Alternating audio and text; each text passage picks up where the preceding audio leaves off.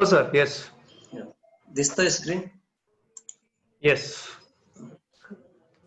फुल screen करा. आला? फुल screen आला? Yes sir. ओके. नमस्कार सर्व पार्टिसिपेंट्सचं परत एकदा स्वागत. चांडक सरांनी विस्तृत या प्रोग्राम बद्दल सांगितलं आणि आय थिंक हा तिसरा प्रोग्रामच्या संदर्भातला वेबिनार आपण घेतो आहोत. आधीचे 2 वेबिनार्स मध्ये खूप छान पार्टिसिपेंट्स होते आणि बऱ्याच पार्टिसिपेंट्सच्या इंटरॅक्टिव्ह त्याच्यामुळे बऱ्याच ह्या प्रक्रिया उद्योगातल्या ज्या संधी आणि त्याच्यात काय स्कोप आहे यावर चर्चा झाली आणि जो काही एक्सपर्टाईज चांडक सरांनी एकत्रित केलेला आहे त्यातून एक गॅप जो होता टेक्नॉलॉजिकल आणि एंटरप्रिनर्स मधला तो कमी होण्यासाठी खूप मदत झालेली आहे असं माझं एकंदरीत मत आहे. तर माझं जे मेन लेक्चर आहे याच्यातले डिटेल्स आपण पूर्ण एक 5-6 माझ्या नंतरच्या लेक्चर्स मध्ये किंवा याच्यामध्ये ट्रेनिंग मध्ये आपण घेणार आहोत. त्याचं थोडक्यात मी ऑपॉर्च्युनिटीज काय काय आहेत पर्टिक्युलरली फ्रुट्स अँड व्हेजिटेबल्स आणि ॲग्रो प्रोसेसिंग मध्ये माझी मगाशी परिचय करून देताना मी मुक्त विद्यापीठामध्ये कृषी विज्ञान केंद्रामध्ये गेली 20-22 वर्ष कार्यरत आहे. सुरुवातीला मी मावरी विद्यापीठातून MSc ॲग्रिकल्चर केल्यानंतर 1-1.5 वर्ष प्रोसेसिंग मध्ये काम केलेलं आहे आणि त्यामध्ये काम करत असताना या क्षेत्रातल्या अडचणी किंवा त्याचा स्कोप ऑपॉर्च्युनिटीज या गोष्टी लक्षात आल्या आणि आज तर आता आपल्याला मोठ्या प्रमाणात त्याच्यावर जी काही संधी आहे आणि कोविडच्या माध्यमातून खूप काही गोष्टी आपल्या लक्षात आलेल्या आहेत की या क्षेत्रामध्ये खूप मोठ्या प्रमाणात काम करण्याची गरज आहे. आतापर्यंत जे काही काम होतं, जे काही प्रोसेसिंग युनिट्स होते किंवा इंडस्ट्रीज होत्या त्या खूप सामान्य पद्धतीने किंवा काहीतरी त्याच्यातून सायंटिफिकली किंवा खूप प्रोफेशनली न करता खूप अडचणी त्यांना पण होत्या. परंतु आता खूप काही नवीन ऑपॉर्च्युनिटीज आहेत, टेक्नॉलॉजिकल अपग्रेडेशन झालेलं आहे, ग्राहकही खूप समंजस झालेला आहे आणि ग्राहकांना गरज पण आहे आणि आपल्याच बाजारपेठातले तर आंतरराष्ट्रीय बाजारपेठांपर्यंत सुद्धा आपण आपला माल प्रक्रियायुक्त पदार्थ नेऊ शकतो ही एक बाब गेल्या 10-20 वर्षामध्ये लक्षात आलेली आहे. तर त्या संदर्भात आपल्याला खरं म्हणजे प्रोसेसिंग म्हटलं की बऱ्याच जणांना फक्त टोमॅटो केचप जॅम जेली एवढंच आठवतं, परंतु प्रोसेसिंग किंवा त्याला व्हॅल्यू एडिशन जे म्हटलं जातं ते काय, ते कसं करायचं, का करायचं आणि कोणकोणत्या त्याच्या बाबी आहेत ह्या आपण या प्रशिक्षणामध्ये जाणून घेणार आहोत. एक तर सर्वसाधारणपणे आपण म्हटलं की आपण कुठे लेख वाचला किंवा कोणती माहिती घेतली की तिकडे म्हटलं जातं की आपला देश शेती प्रधान आहे. 50-60% पेक्षा जास्त लोकसंख्या आज शेतीवर अवलंबून आहे. मोठ्या प्रमाणात तंत्रज्ञानाचा वापर करून आता शेती उत्पादन वाढलेलं आहे. उत्पादकता मी म्हणणार नाही पण उत्पादन वाढलेलं आहे. परंतु ते उत्पादन वाढल्यानंतर आपल्याकडची जी प्रोडक्शन सिस्टीम आहे ती सप्लाय बेस आहे, डिमांड बेस नाहीये. त्यामुळे एखाद्या कमोडिटीला जर चांगला बाजारभाव मिळाला की शेतकरी नॅचरली म्हणजे त्याच्यात शेतकऱ्यांचा दोष आहे असं मला म्हणता येणार नाही, परंतु ज्याला डिमांड आहे त्या प्रॉडक्टला मोठ्या प्रमाणात विक्री किंवा लागवडीखाली क्षेत्र आणलं जातं. तर त्यामुळे काय होतं की मोठ्या प्रमाणात त्याचे ग्लट्स झालं की मार्केट रेट डाऊन होतात. आपल्याला माहिती आहे अर्थशास्त्र जे आहे डिमांड आणि सप्लाय याच्यावर अवलंबून असतं. त्यानंतर उत्पादन वाढल्यानंतर त्याचं प्रॉपर पोस्ट हार्वेस्ट मॅनेजमेंट जे आहे म्हणजे योग्य परिपक्वता काढणे, ग्रेडिंग, पॅकिंग आणि फॉरवर्डिंग यामध्ये आपल्याकडे दरवर्षी 25 ते 30% फळं भाजीपाला न खाता आपल्याला फेकून द्यावे लागतात. जेवढे लॉसेस त्याच्यामध्ये आहेत तर ही लॉसेस आपल्याला कमी करता येऊ शकते.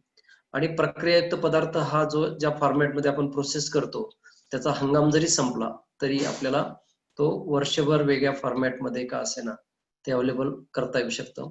काही जे फळं भाज्या आहेत किंवा काही जे धान्य आहेत की ते म्हणजे त्याचा जो काही भाग आहे तो आपल्याला एडिबल फॉर्म मध्ये प्रक्रिया करून आणता येतो आणि एकंदरीतच वेगळ्या प्रकारचे फळांपासून धान्यांपासून आपण जो प्रक्रियायुक्त पदार्थ आपल्या आहारामध्ये समावेश करतो तर आपल्या आहारामध्ये त्याचा समावेश झाल्यामुळे न्यूट्रिशनल व्हॅल्यूज जे आहेत ते आपल्या इम्प्रूव्ह होतात आणि आपला शेतीप्रधान देश आणि मोठ्या प्रमाणात उत्पादकता आणि सगळ्या ॲग्रोबेस प्रोसेसिंग युनिट जर उभारल्या गेल्या तर रोजगार निर्मितीला खूप मोठा वाव त्याच्यामध्ये आहे. एकंदरीतच हे सगळं वाढलं तर अर्थशास्त्राचं चक्र जे आहे ते वाढू शकतं. फक्त आपल्या देशामध्येच नाही तर इतर देशांमध्ये खूप मोठ्या प्रमाणात आपल्याकडच्या फळ भाजीपाला किंवा धान्य पिकं आहेत किंवा काही फूड ग्रेन्स आहेत, मिलेट्स आहेत, त्याला निर्यातीला खूप मोठा वाव आहे. आणि निर्यात वाढली तर आपल्याला माहिती की आपली परकीय गंगाजळी जी आहे, फॉरेन एक्सचेंज वाढतो आणि देशाची आर्थिक सुबत्ता होण्यासाठी फायदा होतो. एकंदरीत आपण बघतोय की लोकांचं जीवनमान सुधारत चाललेलं आहे आणि क्रय शक्ती जी आहे, परचेस पॉवर जी आहे ती वाढत चालल्यामुळे या गोष्टींना वाव आहे. तर पहिला सगळ्यात महत्वाचा उद्देश प्रोसेसिंग करतो म्हणजे काय की आपण त्याचं सेल्फ लाईफ वाढवतो. SHLF सेल्फ लाईफ म्हणजे एखाद्या फळाचं टिकण्याची क्षमता काही दिवस तर काही आठवडे असू शकते. तर प्रक्रिया करून आपण त्याच्यापेक्षा जास्त त्याचा कालावधी वाढू शकतो. ते स्टोअर करून असेल किंवा व्यवस्थित पॅकिंग करून असेल किंवा त्याच्यावर प्रायमरी प्रोसेसिंग असेल किंवा सेकंडरी प्रोसेसिंग करून आपण वर्ष दीड वर्षापर्यंत सुद्धा त्याचं सेल्फ लाईफ वाढवू शकतो. तर अशा पद्धतीने ज्या हंगामामध्ये ते फळ येत नाही परंतु त्याचा प्रक्रियायुक्त पदार्थ जो आहे तो आपण प्रोसेस फॉर्मॅटमध्ये ऑफ सीझन मध्ये सुद्धा उपलब्ध करू शकतो. आणि या प्रक्रियायुक्त पदार्थ तयार करत असताना त्याच्यातून जे वेस्ट निघतं त्या वेस्ट पासून सुद्धा आपण प्रोसेस करून त्याचं व्हॅल्यू ऍडिशन करू शकतो. आणि एकंदरीत जे उत्पादन प्रोसेस केल्यामुळे आपल्याला आर्थिक फायदा त्याच्यामध्ये होऊ शकतो. आता प्रक्रिया करतो म्हणजे काय करतो की त्याचं जे ओरिजिनल फॉर्म आहे तो आपल्याला लोकांना सहज खाता येईल किंवा ऍक्सेप्ट होईल त्या फॉर्म मध्ये आपण त्याला प्रोसेस करतो. म्हणजे उदाहरणार्थ jam, jellies, wine, pickles etcetera म्हणजे खूप काही प्रॉडक्ट्स आहेत ते आपण नंतर डिटेल्स मध्ये बघणार आहोत. तर जे ग्राहकांना सहज ऍक्सेप्ट होईल किंवा खाता येईल किंवा जे काही आता आपलं जीवनमान बदलत चाललेलं आहे त्याच्यामध्ये जामच्या फॉर्मॅटमध्ये ब्रेकफास्टला पटकन चपाती असेल, ब्रेड असेल त्याच्यावर स्प्रेड केलं आणि नवीन जनरेशन मध्ये हे त्याचं अट्रॅक्शन आहे की त्याच्यामध्ये फळांचे गर असल्यामुळे फ्लेवर्स, अरोमा तर ते ऍक्सेप्ट होतात. तर अशा पद्धतीने प्रक्रियायुक्त पदार्थ म्हणजे की आपण ते लोकांना अशा पद्धतीने त्याच्यावर प्रक्रिया करतो की ते त्यांना ऍक्सेप्ट होतील. आणि हे करत असताना की वेगळ्या प्रकारचे आपण जसं मिक्स फ्रूट जॅम असेल की वेगळ्या प्रकारचे सॉसेस असतील ते एकमेकांमध्ये आपण मिक्स करून ब्लेंड त्याला आपण म्हणतो की एकाच फळापासून बऱ्याच वेळा त्याच्यातलं फक्त गोडी असते, दुसऱ्या फळामध्ये त्याला एक विशिष्ट प्रकारचा फ्लेवर असतो, अरोमा असतो किंवा एक विशिष्ट स्वाद असतो. तर ह्या प्रकारचे प्रक्रियायुक्त पदार्थापासून आपल्याला ब्लेंडिंग करून चांगल्या प्रकारचं प्रॉडक्ट लोकांना देता येऊ शकतं. आता हे प्रोसेसिंग करताना सगळ्यात महत्वाचं भाग आहे की बऱ्याच वेळा समज जे आहेत की प्रक्रिया केल्यामुळे त्याच्यातले जे काही अन्नद्रव्य आहेत ते कमी होतात. परंतु प्रोसेसिंग जर योग्य सायंटिफिकली आणि त्याच्यातले जे काही नॅचरल इन्ग्रेडियंट्स आहेत ते कमी होणार नाही या पद्धतीने जर प्रोसेस केलं तर ह्या गोष्टी सुद्धा आपल्याला ग्राहकांना ज्या त्यांच्या आहारामध्ये आवश्यक आहेत त्या सुद्धा आपल्याला देता येऊ शकतात. तर एकंदरीत आपल्या ऍग्रिकल्चरचा भारतातले जे शेतीचं जर आपण आढावा घेतला, किती जरी आपण जागतिकीकरण केलं आणि आपण बघितलं की जे काही जगावर वेगळ्या समस्या येत आहेत प्रत्येक देशांवर, तर आपली जी आर्थिक घडी जी आहे ती पूर्णपणे ॲग्री बेस आहे. आज आपल्या जीडीपी मधला जर शेअर बघितला तर 16.5% तो थोडा 19-20 मध्ये कमी झालेला परंतु हा नेहमी 14 ते 18% दरम्यान राहिलेला आहे आणि तो 20 ते 22% वाढवायला स्कोप आहे. जर नॅचरल कॅलॅमिटीज किंवा अशा प्रकारे प्रक्रिया उद्योग किंवा निर्यातीच्या क्षेत्रामध्ये जर चांगल्या प्रकारे आपण काम केलं तर आपल्या ऍग्रिकल्चरचा जो शेअर आहे तो आपल्याला वाढवता येऊ शकेल. आजही 48 किंवा 50% मॅन पॉवर हे शेतीवर काम करत असतं किंवा शेतीवर अवलंबून आहे. 58% जास्त पॉप्युलेशन. आपण जगातले सेकंड लार्जेस्ट ऍग्रिकल्चर प्रोडक्शन मध्ये आहोत. जवळजवळ टोटल जगाच्या उत्पादनाच्या 8% प्रोडक्शन आपण घेतो. मागील 2 वर्षामध्ये जर आपण बघितलं तर 292 ते 300 मिलियन टन्स फूड ग्रेन्स आपण उत्पादित केलेलं आहे. फळं आणि भाज्यांच्या मध्ये आपण उत्पादनामध्ये जगात सेकंड आहोत. नंतर इतर जे प्रोसेसिंग इंडस्ट्रीज मध्ये जर आपण बघितलं तर आपण 48% आपल्याकडे प्रोसेसिंग इंडस्ट्रीज आहेत की ज्या ऑर्गनाइज किंवा अनऑर्गनाइज सेक्टर मध्ये आहेत. परंतु यांचा जर आपण थोडासा सर्वे केला तर बऱ्याच याच्यातल्या सीक आहेत, बंद पडलेल्या आहेत किंवा टेक्निकली मागे पडल्यामुळे त्यांना आज म्हणजे सरकारचं अनुदान किंवा खूप मोठ्या प्रमाणात त्यांनी लँड होल्डिंग केलेलं आहे, परंतु ते बंद आहेत. तर त्या गोष्टी सुद्धा आता आपल्याला रेक्टिफाय करण्याची गरज आहे, की जेणेकरून अजून शेअर आपल्याला वाढवता येईल किंवा प्रोसेसिंग इंडस्ट्रीमध्ये खूप काम करण्याची गरज आहे. आणि एकंदरीतच याच्यापासून खूप मोठ्या प्रमाणात म्हणजे IT पेक्षा जास्त आपल्याकडे मॅनफोर्स जो आहे तो याच्यामध्ये एंगेज होऊ शकतो. जे बऱ्याच वेळा प्रोसेसिंग म्हटलं की आपल्याकडे असं समजलं जातं की फक्त तो तयार झालेला माल कारखान्यात आणायचा आणि त्याच्यापासून काहीतरी ज्यूस काढला की प्रोसेसिंग होतं. परंतु पोस्ट हार्वेस्ट मॅनेजमेंट हे आपलं हार्वेस्टिंग पासून सुरू होतं, प्रॉपर हार्वेस्टिंग. तर तिथून मॅनफोर्स लागतो. आपल्या नाशिक जिल्ह्यातलं पर्टिक्युलरली जर आपण उदाहरण घेतलं तर द्राक्षाच्या सीझन मध्ये द्राक्ष काढणीला आल्यापासून जे काही एक्सपोर्टर्स आहेत त्यांना मोठ्या प्रमाणात अतिशय एज्युकेटेड किंवा एज्युकेटेड म्हणण्यापेक्षा स्किल किंवा चांगल्या प्रकारे मॅन पॉवर लागतात. म्हणजे हार्वेस्टिंगला सुद्धा तिथून सुरुवात होते. तर त्यापासून तर पूर्ण आपला शिपमेंट होईपर्यंत किंवा विक्री व्यवस्थातले जे काही चॅनल्स आहेत की ज्याच्यामध्ये आपण त्याला इनडायरेक्ट एम्प्लॉयमेंट म्हणू शकतो किंवा एकंदरीतच मोठ्या प्रमाणात मॅनफोर्स याच्यामध्ये एंगेज होऊ शकतो, एवढा स्कोप याच्यामध्ये आहे. त्यानंतर जे काही लॉसेस होतात, जे काही मी 20 ते 25% सांगितले, तर त्याच्यातलं महत्वाचं म्हणजे पुअर हँडलिंग. म्हणजे शेतकरी खूप मोठ्या कष्टाने वेगळ्या तंत्रज्ञानाचा वापर करून उत्पादन घेतो, परंतु काढणीनंतर प्रॉपर हँडलिंग न केल्यामुळे आज जे आपल्यापर्यंत ग्राहकापर्यंत धान्य असेल, भाजीपाला असतील, फळं असतील पोहोचतात, तर त्याच्यामध्ये एवढं हँडलिंग होतं आणि त्या हँडलिंगमुळे जे काही लॉसेस होतात आणि त्याच्यामुळे जे न खाता आपल्याला ते फेकून द्यावं लागतं. तर त्याच्या बाबतीतही आपण खूप आघाडीवर आहोत. म्हणजे 25 ते 30% एवढं लॉसेस कोणत्याही देशामध्ये होत नाही, प्रॉपर हँडलिंग त्यांच्यामध्ये होतं. आणि कोविडच्या सिच्युएशन मध्ये आपल्याला असं लक्षात आलं की जेवढं हँडलिंग होणार, जेवढे हात लागणार, तेवढं त्याच्यामध्ये कंटॅमिनेशनचे चान्सेस जास्त आहे. तर हे आता इथून पुढे आपल्याला त्याच्या बाबतीत विचार करावा लागेल. तर त्याला त्या मॅनेजमेंट मध्ये काम करायला सुद्धा खूप स्कोप आहे. आणि आपण बघितलं की आपण जगामध्ये फूड ग्रेन्स मध्ये आघाडीवर आहोत, फळं भाजीपाल्यामध्ये आघाडीवर आहोत. पण प्रक्रियेची लेवल जर आपण बघितली तर 2% किंवा 2.2% आसपास आहे. जी आपण 5% किंवा 10% जर वाढवली तर खूप मोठ्या प्रमाणात आर्थिक गणित त्याच्यामधून किंवा आर्थिक चक्र जे आहे ते फिरू शकतो, एम्प्लॉयमेंट जनरेशन होऊ शकतो. शेतकऱ्यांना ज्या काही उत्पादन विक्री नंतरच्या ज्या समस्या आहेत त्याच्यावर मात करता येऊ शकेल. त्यामुळे आपल्याला खूप आता सिरियसली किंवा चांगल्या प्रकारे या गोष्टीकडे बघायला पाहिजे. आता शासनाचं आपण बघतो की वेगळ्या प्रकारच्या योजना त्याच्यामध्ये येत आहेत. त्याच्यात शेतकऱ्यांचं उत्पादन कसं वाढेल, शेतकऱ्यांचं इन्कम कसं वाढेल.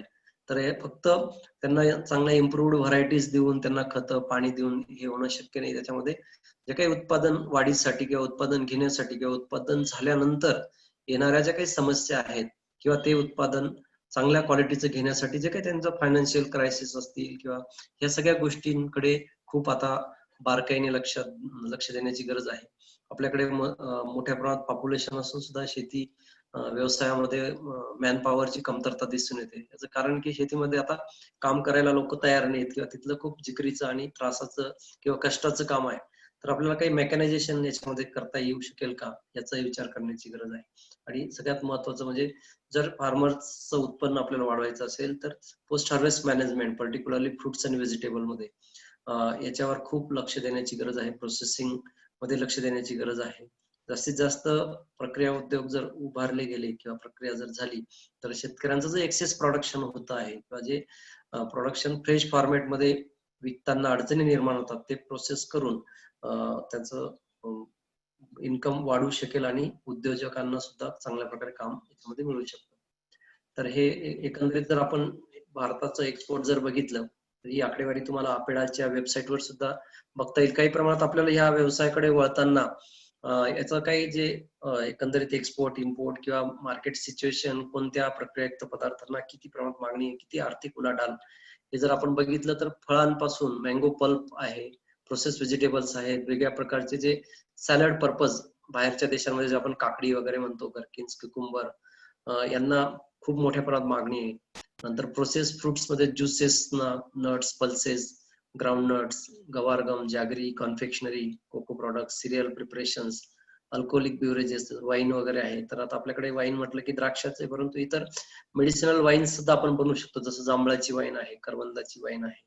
तर ह्या गोष्टींना खूप आता बाहेरच्या देशांमध्ये सुद्धा आणि इतर मिसेलिनियस प्रिपरेशन जसं आपण रेडी टू सर्व म्हणतो, आता बाहेरच्या देशांमध्ये आपले भारतीय खूप मोठ्या प्रमाणात तिकडे गेलेले आहेत नोकरी व्यवसायाच्या दृष्टीने. तर त्यांना आजही भारतीय पदार्थांची जी चव आहे किंवा उदाहरणार्थ आपण भाजण्या म्हणूया किंवा वेगळ्या प्रकारच्या आपल्या कुरडई, पापड, लोणची, तर ह्या प्रिपरेशन्सला प्रचंड डिमांड आहे. आणि आटा जो विषय आहे, वेगळ्या प्रकारचे रवा, सांजा, नंतर पिठांचे जे काही वेगळे प्रकार आहेत त्यांना सुद्धा खूप मोठ्या प्रमाणात मागणी आहे. हॉर्टिकल्चरचा जर विचार केला तर आपल्याकडे हेक्टर मिलियन 25 मिलियन हेक्टर पेक्षा जास्त एरिया हॉर्टिकल्चर क्रॉप खाली आहे आणि जवळजवळ 313 मिलियन टन मागील वर्षाची जर आकडेवारी बघितली आणि पुढे आपण ग्राफ बघणार आहोत की त्याच्यामध्ये दरवर्षी याच्यामध्ये वाढ होताना दिसते. याचा अर्थ रॉ मटेरियल आपल्याकडे भरपूर उपलब्ध आहे. रॉ मटेरियल म्हणण्यापेक्षा उत्पादन वाढलेलं आहे, परंतु ते प्रॉपर विकलं जात नसल्यामुळे शेतकऱ्यांना ते फेकून द्यावं लागतं किंवा खराब होतं किंवा ग्लट्स होतात. तर त्याला प्रोसेसिंग करून आपल्याला हे आटोपशीर ठेवता येणं शक्य आहे. एकंदरीत हॉर्टिकल्चर क्रॉप्स मध्ये खूप स्कोप आहे. जवळजवळ 60% भाजीपाला आपल्याकडे उत्पादित होतो, 30% फळं होतात, स्पायसेस आहेत, प्लांटेशन क्रॉप ज्याच्यामध्ये कॉफी, टी, रबर यासारखे प्लांटेशन क्रॉप आहेत. शुगर केन सुद्धा आपल्याला प्लांटेशन मध्ये घेता येईल किंवा कमर्शियल क्रॉप म्हणता येतील. फ्लावर प्रोडक्शन आणि अरोमॅटिक प्लांट्स आहेत. त्याच्यात आता अरोमॅटिक प्लांट्स मध्ये मेडिसिनल प्लांट्स सुद्धा आहेत किंवा हर्बल प्लांट्स आहेत की आता कोविड मध्ये आपल्याला लक्षात आलं वेगवेगळ्या प्रकारच्या औषधी गुणधर्मांमुळे, औषधी काढ्यांमुळे कोरोनावर मात करता येणं शक्य आहे किंवा ते आपल्याकडे जो काही आयुर्वेदामध्ये ज्या औषधी वनस्पती आहेत त्यांना खूप आता डिमांड वाढलेली, तर त्या क्रॉप्स मध्ये आपल्याला प्रक्रिया किंवा प्रोसेसिंग किंवा व्हॅल्यू ऍडिशन करायला स्कोप आहे. तर एकंदरीत ही सगळी आकडेवारी आहे. मेजर क्रॉप जर बघितलं तर त्याचं प्रोडक्शन आणि एरिया वाढताना आपल्याला दिसून येतो आहे. आणि फळांमध्ये सुद्धा आंबा, संत्री, मोसंबी किंवा केळी, तर याच्यामध्ये दरवर्षी एरिया वाढत चाललेला आहे. याचं कारण की शासनाच्या वेगळ्या योजना ज्या आहेत किंवा पाणी इरिगेशन सिस्टीम मध्ये होणारी जी वाढ आहे, ड्रीप इरिगेशन सारख्या तंत्रज्ञानामुळे अतिशय हलक्या मध्यम प्रतीच्या आणि कोरडवाहू पट्ट्यामध्ये सुद्धा आता उत्पादन घेणं शक्य झालेलं आहे. त्यामुळे उत्पादक वाढताना आपल्याला दिसून येत आहे. म्हणजे ट्रायबल किंवा सामान्य शेतकरी सुद्धा आता या तंत्रज्ञानाचा वापर करून वर्षभर कमी अधिक प्रमाणात का असेना भाजीपाला किंवा फळांचं उत्पादन घेताना आपल्याला दिसतोय. तर या पद्धतीने व्हेजिटेबल आणि फ्रुट्सचं जर आपण 2001 पासूनची आकडेवारी बघितली आणि ती वाढताना आपल्याला दिसून येते की इथं 156 म्हणजे जवळ 200 ते 300 मिलियन टनच्या वर आकडा आपण क्रॉस केलेला आहे. आणि आपल्या एकंदरीत लोकसंख्येपेक्षा जास्त म्हणजे जे काही कन्झम्पशन आहे त्यापेक्षा जास्त उत्पादन आपल्याला मिळतं आहे आणि ते आपल्याला त्याचं व्हॅल्यू ऍडिशन किंवा प्रक्रिया करण्याची गरज आहे. तर याच्यातून हे सुद्धा आपल्याला दिसतं की फूड ग्रेन मध्ये आणि हॉर्टिकल्चर क्रॉप्स, हॉर्टिकल्चर मध्ये फ्रूट, व्हेजिटेबल आणि इतर जे आपण क्रॉप बघितले त्याच्यामध्ये वाढ होताना आपल्याला दिसत आहे. परंतु एकंदरीत हे सगळं वाढलेलं आहे, आपण उत्पादन मोठ्या प्रमाणात घेतो आहोत, परंतु प्रोसेसिंग मध्ये आपण काही व्हॅल्यू ऍडेड फ्रुट्स मध्ये 2% बाय व्हॉल्यूम आणि 10% बाय व्हॅल्यूज मध्ये आपण आहोत. 4% पेक्षा फ्रुट्स आपल्याकडे प्रोसेस होतात. आपल्याकडे खूप काही प्रोसेसिंग युनिट्स आहेत, परंतु काही सीजनल चालतात किंवा काही बंद पडलेले आहेत किंवा काहींना वेगळ्या अडचणी त्याच्यामध्ये निर्माण झालेल्या आहेत. तर आपल्याला वाढवता येईल. जे काही आपल्याकडे एक्सपोर्ट होतं किंवा जे प्रोसेसिंग केलं जातं ते त्याच्यातलं डिफेन्स सेक्टर किंवा इन्स्टिट्यूशनल सेक्टर मध्ये किंवा डोमेस्टिक कन्झम्पशन मध्ये त्याचा वापर केला जातो. तर त्याच्यामध्ये सुद्धा आता वाढ करण्याची गरज आहे. आपण जागतिक इतर देशांची आकडेवारी प्रक्रियेच्या संदर्भात जर बघितली तर America 65, France 70, Brazil 70, Malaysia 83, Philippines 78, Thailand 30 आणि आपण मगाशी आकडेवारी बघितली की आपण जगातले 1, 2, 3 नंबरचे उत्पादनामध्ये आघाडीवर आहोत.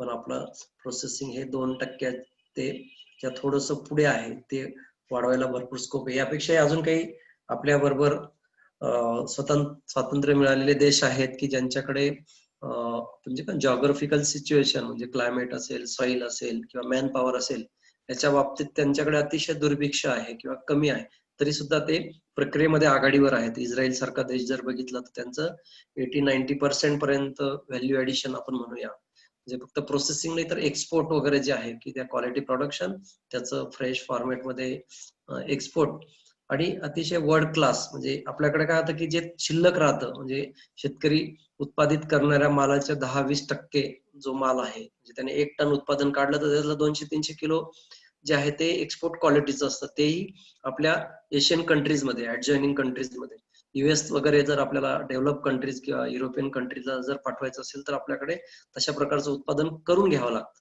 म्हणजे आपल्याकडे स्पेशली प्रोडक्शन केल्यावरच आपण एक्सपोर्ट करू शकतो. तर इस्रायल सारख्या देशामध्ये ते डिमांड बेस, म्हणजे युकेला काय डिमांड आहे, कोणत्या सीझन मध्ये डिमांड आहे, त्याप्रमाणे उत्पादन घेऊन ते एक्सपोर्ट केलं जातं किंवा प्रोसेस करून तिकडे पाठवलं जातं.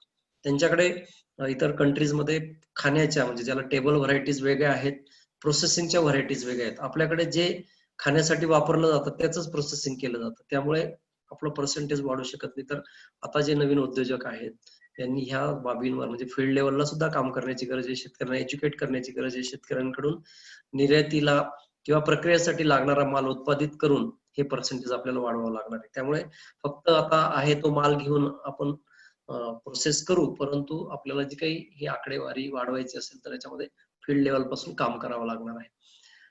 आता एकंदरीत आपल्याकडचा प्रोसेसिंग मधला जर प्रॉडक्टचा जर शेअर बघितला तर पल्प किंवा ज्यूस मध्ये आपण 27%, रेडी टू सर्व मध्ये 13%, पिकल्स मध्ये 12%, जाम जेलीज 10%, सिंथेटिक सिरप मध्ये 8%, स्क्वॅश, आणि आता इतर जे मिलेट्स किंवा सिरियल्स, पल्सेस, स्पायसेस असेल, दुग्धजन्य बेकरी प्रॉडक्ट किंवा काही नॉनव्हेज म्हणजे मांसजन्य पदार्थ, याच्यामध्ये सुद्धा बऱ्यापैकी आपला शेअर आहे तो अजून आपल्याला वाढवायला स्कोप आहे. आता आपल्याकडचे इंडस्ट्रीयल प्रोसेसिंग इंडस्ट्रीचा जर थोडा अभ्यास केला, आपल्याला लक्षात येईल की अनऑर्गनाइज सेक्टरमध्ये आपल्याकडे 42% ऑर्गनाइज मध्ये, 25% आणि स्मॉल स्केलवर 33% आहेत. आता याच्यामध्ये जर मगाशी चांडक सरांनी बोलले, क्लस्टरमध्ये प्रत्येक जण आपल्या पद्धतीने काम करतो. जो काही प्रायव्हेट सेक्टर आहे ते मोठ्या प्रमाणात सर्वे करून किंवा प्रक्रिया करतात आणि अग्रेसिव्ह मार्केटिंग करून त्यांचा शेअर वाढताना आपल्याला दिसतंय. परंतु आज आपण बघितलं की आपली इकॉनॉमी, ऍग्रिकल्चर इकॉनॉमी ही अर्बन रुरल बेस आहे आणि आपल्याकडे ग्रामीण भागाचा किंवा शेतकऱ्याचा जोपर्यंत विकास होणार नाही तोपर्यंत आपल्याला ही इंडस्ट्री, म्हणून जे काही स्मॉल स्केल आहेत त्या स्मॉल स्केलला आपल्याला चांगल्या प्रकारे प्रमोट कसं करता येईल किंवा त्यांचं उत्पादन टेक्नॉलॉजिकली अपग्रेड कसं करता येईल याच्यावर विचार करण्याची गरज आहे. त्याशिवाय आपण आपला शेअर वाढणार नाही. आता व्हॅल्यू एडिशन किंवा प्रोसेसिंग, आपण जे मी मगाशी सांगितलं की त्याचं आपण डिझायबल फॉर्मॅटमध्ये प्रोसेस करतो, तर त्याचं हे करत असताना काही गोष्टी खूप महत्वाच्या आहेत, त्या सांभाळणं गरजेचं आहे. अदरवाईज तो प्रॉडक्ट जो आहे तो कंझ्युमरला ऍक्सेप्ट होणार नाही. म्हणून आपण बघतो की काही ठराविक कंपन्यांचे काही टोमॅटो प्रोसेस प्रॉडक्ट असतील किंवा बिव्हरेजेस मध्ये असतील, तेच का कंझ्युमरला अट्रॅक्ट होतात किंवा ऍक्सेप्ट होतात. त्याचं कारण की त्यांनी टेक्नॉलॉजिकली अपग्रेड करून किंवा त्याचा जो प्रोसेस प्रोटोकॉल आहे तो सायंटिफिकली किंवा मेकॅनिकली तो केल्यामुळे त्यांच्या प्रॉडक्ट मध्ये युनिफॉर्मिटी आहे, चांगल्या प्रकारे ते प्रॉडक्ट देऊ शकतात. तर प्रोसेस करताना retention of original colour, flavour and nutritional values हा एक फार महत्वाचा भाग आहे. नाहीतर आपण काहीतरी त्याच्यामध्ये जे काही उत्पादन आहे किंवा जे प्रोसेस प्रॉडक्ट आहे ते खाल्ल्यानंतर त्याला अनुभूती व्हायला पाहिजे की आपण काहीतरी त्या फळाचं, म्हणजे जसं समजा आंब्याचं बिवरेज असेल किंवा आंब्याचं पिकल असेल तर त्या आंबा फळाबद्दल त्याला ऑलरेडी नॉलेज असतं किंवा त्याच्या टेस्ट बर्ड्स ज्या असतात त्या रिटेन करतात की नाही खरोखर आंब्याचंच हे आहे. तर हे सगळ्या गोष्टी प्रोसेसिंग मध्ये महत्वाच्या आहेत आणि त्याच्या न्यूट्रिशनल व्हॅल्यू सुद्धा त्याच्यापासून मिळायला पाहिजे. त्यानंतर दुसरा जो मुद्दा आहे बेनिफिट टू फार्मर्स, एंटरप्रिनर्स आणि कंझ्युमर, हा एक ट्रायंगल आहे.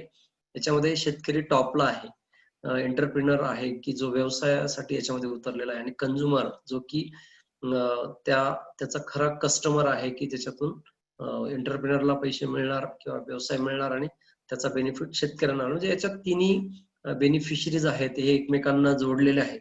तर याचा विचार याच्यामध्ये व्हॅल्यू ऍडिशन मध्ये होणं गरजेचं आहे. आता प्रक्रिया प्रोसेसिंग म्हटलं की ढोबळमानाने 3 प्रकारे आपण याच्यात वर्गीकरण करू शकतो. प्रायमरी प्रोसेसिंग, ज्याला आपण फळं, भाज्या, धान्य असेल ते काढल्यानंतर त्याचं क्लिनिंग करणे, त्याचं सॉर्टिंग करणे, ग्रेडिंग करणे, व्यवस्थित ते पॅकिंग करणे. म्हणजे साधं धान्य जरी असेल, गहू तांदूळ असतील, डाळी असतील, त्या अट्रॅक्टिव्ह पॅकेजिंग मध्ये किंवा कंझ्युमर ऍक्सेप्ट होईल. अट्रॅक्टिव्ह तर होतीलच, परंतु त्याच्यामध्ये ते फळं भाज्याचे ते सुरक्षित राहतील, दीर्घकाळ टिकतील, कोणत्याही प्रकारचं त्यांच्यामध्ये कंटॅमिनेशन होणार नाही. हा सुद्धा खूप महत्वाचा भाग आहे. त्यानंतर पल्पिंग.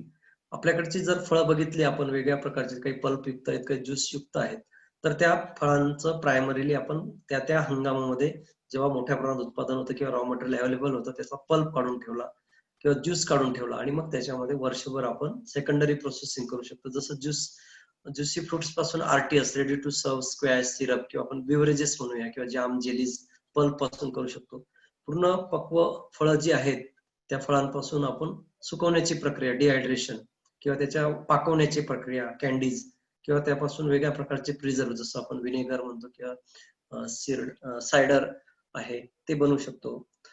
कॅनिंग करू शकतो हवाबंद डब्यांमध्ये किंवा ते फ्रोझन करू शकतो, गोठवू शकतो. टर्शरी प्रोसेसिंग मध्ये अजून त्यापेक्षा म्हणजे याच्यात जर बघितलं आपण त्याचं व्हॉल्यूम कमी कमी होताना दिसेल आणि व्हॅल्यू ऍडिशन अधिक आपल्याला चांगल्या प्रकारे करता येऊ शकेल. आता जो ज्यूस आहे त्यापासून आपण कॉन्सन्ट्रेट बनवू शकतो, जसं दुधापासून आपण बासुंदी करू शकतो किंवा ज्यूस पावडर आहे त्या अधिक कॉम्पॅक्ट फॉर्मॅट मध्ये आपल्याला करता येईल. ज्यूस पावडर आपण पर्टिक्युलरली रस्ता वगैरे याच्यामध्ये बघतो की छोटीशी पुडी असते, त्याच्यापासून आपण लिटरभर सुद्धा ज्यूस हा बनवू शकतो. डिफरंट वाईन्स ज्यामध्ये साखर आहे, ज्या फळांच्या रसामध्ये ज्यूस मध्ये साखर आहे त्या फर्मेंटेशन करून आपण त्या साखरेचं अल्कोहोल मध्ये रूपांतर करू शकतो. आणि वाईन हे हेल्थ ड्रिंक म्हणून आपण प्रमोट करू शकतो. आपल्याकडे थोडस याच्या बाबतीत गैरसमज आहेत की वाईन आणि लिकर मध्ये गल्लत केली जाते आणि मग वाईन हे घातक आहे किंवा शरीराला हानिकारक आहे, परंतु वाईन याच्यामध्ये फळांपासून विशिष्ट प्रकारच्या फळांपासून जर बनवले तर ते मेडिसिन होऊ शकतो. जसं द्राक्षाचं आहे वाईन, जांभळाचं वाईन आहे किंवा करवंदाची वाईन आहे किंवा डाळिंबाची वाईन आहे, तर ती मेडिसिन म्हणून आपल्याला प्रमोट करता येऊ शकेल with addition of sub herbs वगैरे त्याच्यामध्ये. कन्फेक्शनरी आयटम हा खूप आवडीने खाल्ला जाणारा हा न्यू जनरेशन मध्ये, आणि याचे वेगळ्या प्रकारचे chocolate fruit bars, particularly fruit बार्सला आता खूप डिमांड आहे, कारण आपण ते स्वतः कॅरी करू शकतो आणि खाल्ल्यानंतर आपल्याला फळांबरोबर त्याच्यापासून एनर्जी सुद्धा मिळू शकते किंवा त्याला एनर्जी बार सुद्धा म्हणता येऊ शकेल. तर फ्रूट प्रोसेसिंग किंवा व्हॅल्यू एडिशन आपण प्रॉपर स्टेजला हार्वेस्टिंग, त्याचं cleaning, grading, packing, processing, self life वाढवणे म्हणजे त्याचं प्रॉपर स्टोरेज असेल, प्री कुलिंग असेल किंवा त्याचं पूर्वसंस्करण करून असेल. त्यानंतर आपण जे काही प्रोसेसिंग करताना जे वेस्ट निघतं त्या वेस्ट पासून सुद्धा व्हॅल्यू एडिशन करू शकतो, जसं वेगळ्या प्रकारचे इसेन्स, फ्लेवर, कलर, एरोमा किंवा नाही काहीतरी कंपोस्ट खत किंवा खत त्याच्यापासून बनवू शकतो. That is also comes under value addition.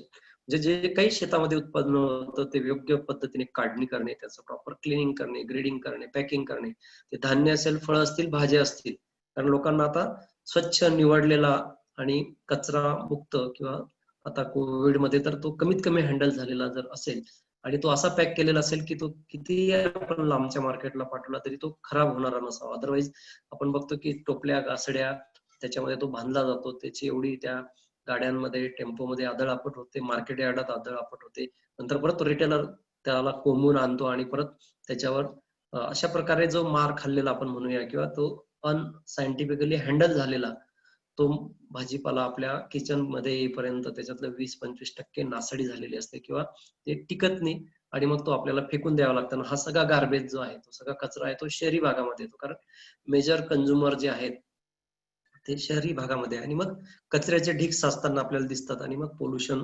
वाढलेलं दिसतं. तर हे सुद्धा व्हॅल्यू एडिशन मधलं एक महत्वाचं की एन्व्हायरमेंट प्रोटेक्शन किंवा नासाडी कमी करून आपल्याला कचरा कमी करता येऊ शकेल. अशा पद्धतीने cleaning, grading, pre cooling, packaging, त्यानंतर ripening, storage, transportation, market distribution, म्हणजे असं फक्त प्रोसेसिंगच करायला पाहिजे असं काही नाही. त्यानंतरच त्याचं प्रॉपर स्टोरेज असेल, ट्रान्सपोर्टेशन असेल किंवा मार्केट डिस्ट्रीब्युशन मध्ये सुद्धा आपण काम करू शकतो.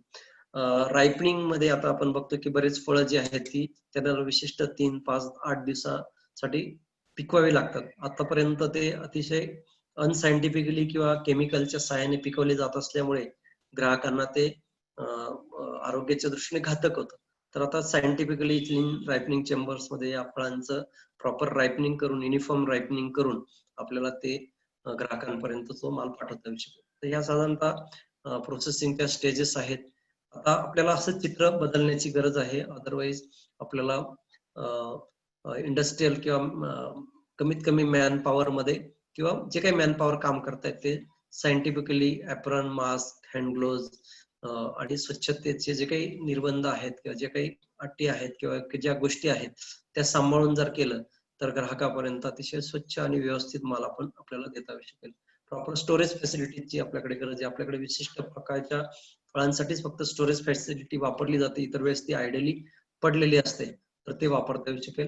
आपल्याकडे जे काही उपलब्ध फळ आहेत म्हणजे आपण फक्त उत्पादनामध्ये किंवा याच्यामध्ये आघाडीवर आहोत जागतिक स्तरावर, परंतु आपल्याकडे बायोडायव्हर्सिटी ऑफ फ्रुट्स म्हणजे आपल्याकडे विविध हंगामामध्ये विशिष्ट प्रकारची फळं तुम्ही पूर्ण भारतभर म्हणजे कन्याकुमारी पासून तर म्हणजे जम्मू काश्मीर पासून तर कन्याकुमारी पर्यंत जर गेला तर वेगळ्या प्रकारचे आपल्याकडे क्लायमॅटिक कंडिशन्स आहेत. त्यामुळे फळांमध्ये विविधता आहे, जातींमध्ये विविधता आहे, फळांच्या जातींमध्ये.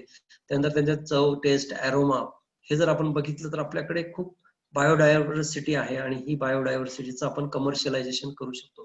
आणि प्रत्येक फळापासून 1, 2, 5 किंवा काही कॉमन उत्पादन आपण प्रक्रियायुक्त पदार्थ याच्यामध्ये करू शकतो. पर्टिक्युलरली मला इकडे मेन्शन करायला आनंद वाटेल की आपल्याकडे जे काही दुर्लक्षित फळपिकं आहेत की जी आपल्याकडे खूप कमर्शियली पूर्वी घेतली जात नव्हती, फक्त बांधावर किंवा शेतामध्ये लावली जात होती किंवा जंगलामध्ये वाढत होती, जसं आवळा आहे, सीताफळ आहे, चिंच आहे, जामुन आहे, नंतर बोर आहे, कवट आहे. तर अशा फळांना आता जागतिक बाजारपेठांमध्ये किंवा आपल्याच कडच्या ग्राहकांमध्ये, कारण यामध्ये औषधी गुणधर्म आहेत, न्यूट्रास्युटिकल व्हॅल्यूज आहेत, तर या फळांचे पेय असतील, पावडरी असतील, पिकल्स असतील, त्यांना प्रक्रिया करून आपल्याला त्यांच्या आहारामध्ये समावेश करून त्यांचं आहारातलं जे काही औषधी मूल्य आहे ते आपल्याला वाढवता येऊ शकेल. नंतर प्रॉपर पॅकिंग आहे, प्रॉपर ग्रेडिंग आहे, प्रॉपर ट्रान्सपोर्ट आहे, याच्यामध्ये सुद्धा काम करता येऊ शकते. प्रायमरी प्रोसेसिंग मध्ये आपल्याला मिनिमल प्रोसेसिंग जे आहेत की फळं भाजीपाला स्वच्छ धुवून त्याचे तुकडे करून ते व्यवस्थित पॅकिंग करून मिनिमली प्रोसेस. आता मोठ्या शहरांमध्ये मेट्रोमध्ये जे कपल दोन्ही काम करतात, फळं भाज्या आणणे किंवा ते उशिराने घरी पोहोचतात, ते निवडणं, कापणे, चिरणे किंवा ते आपल्याकडे ज्या फॉर्मॅटमध्ये खाल्ले जातात तेच जर आपण ते जे अनवॉन्टेड पार्ट आहे म्हणजे नॉन एडिबल पार्ट काढून फक्त एडिबल पार्ट त्याचे ज्या काही पद्धतीने ऍक्सेप्ट होतात किंवा आपल्याकडे वापरले जातात ते जर मोठ्या शहराच्या बाहेरच किंवा ग्रामीण भागामध्ये किंवा शेताच्या परिसरामध्येच जर त्याचं प्रोसेसिंग करून ते जर पाठवलं तर जे काही मी मगाशी गार्बेजमुळे जे एन्व्हायरमेंटचे प्रश्न निर्माण होतात ते कमी करता येऊ शकेल.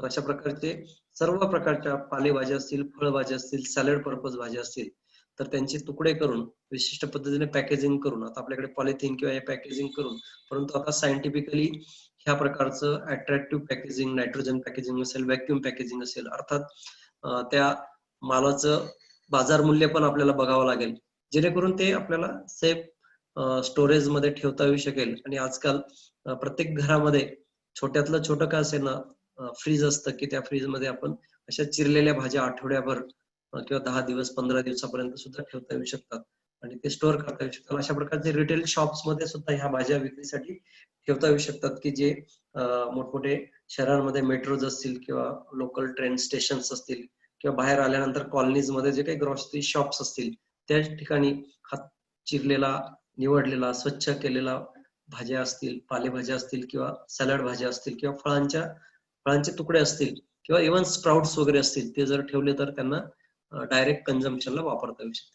आता प्रक्रियामध्ये जे आपण बघितलं तर 3 प्रकारे जनरली प्रोसेसिंग केलं जातं. फिजिकली म्हणजे जिथं टेम्परेचरचा वापर केला जातो, ते लो टेम्परेचर असेल, हाय टेम्परेचर असेल.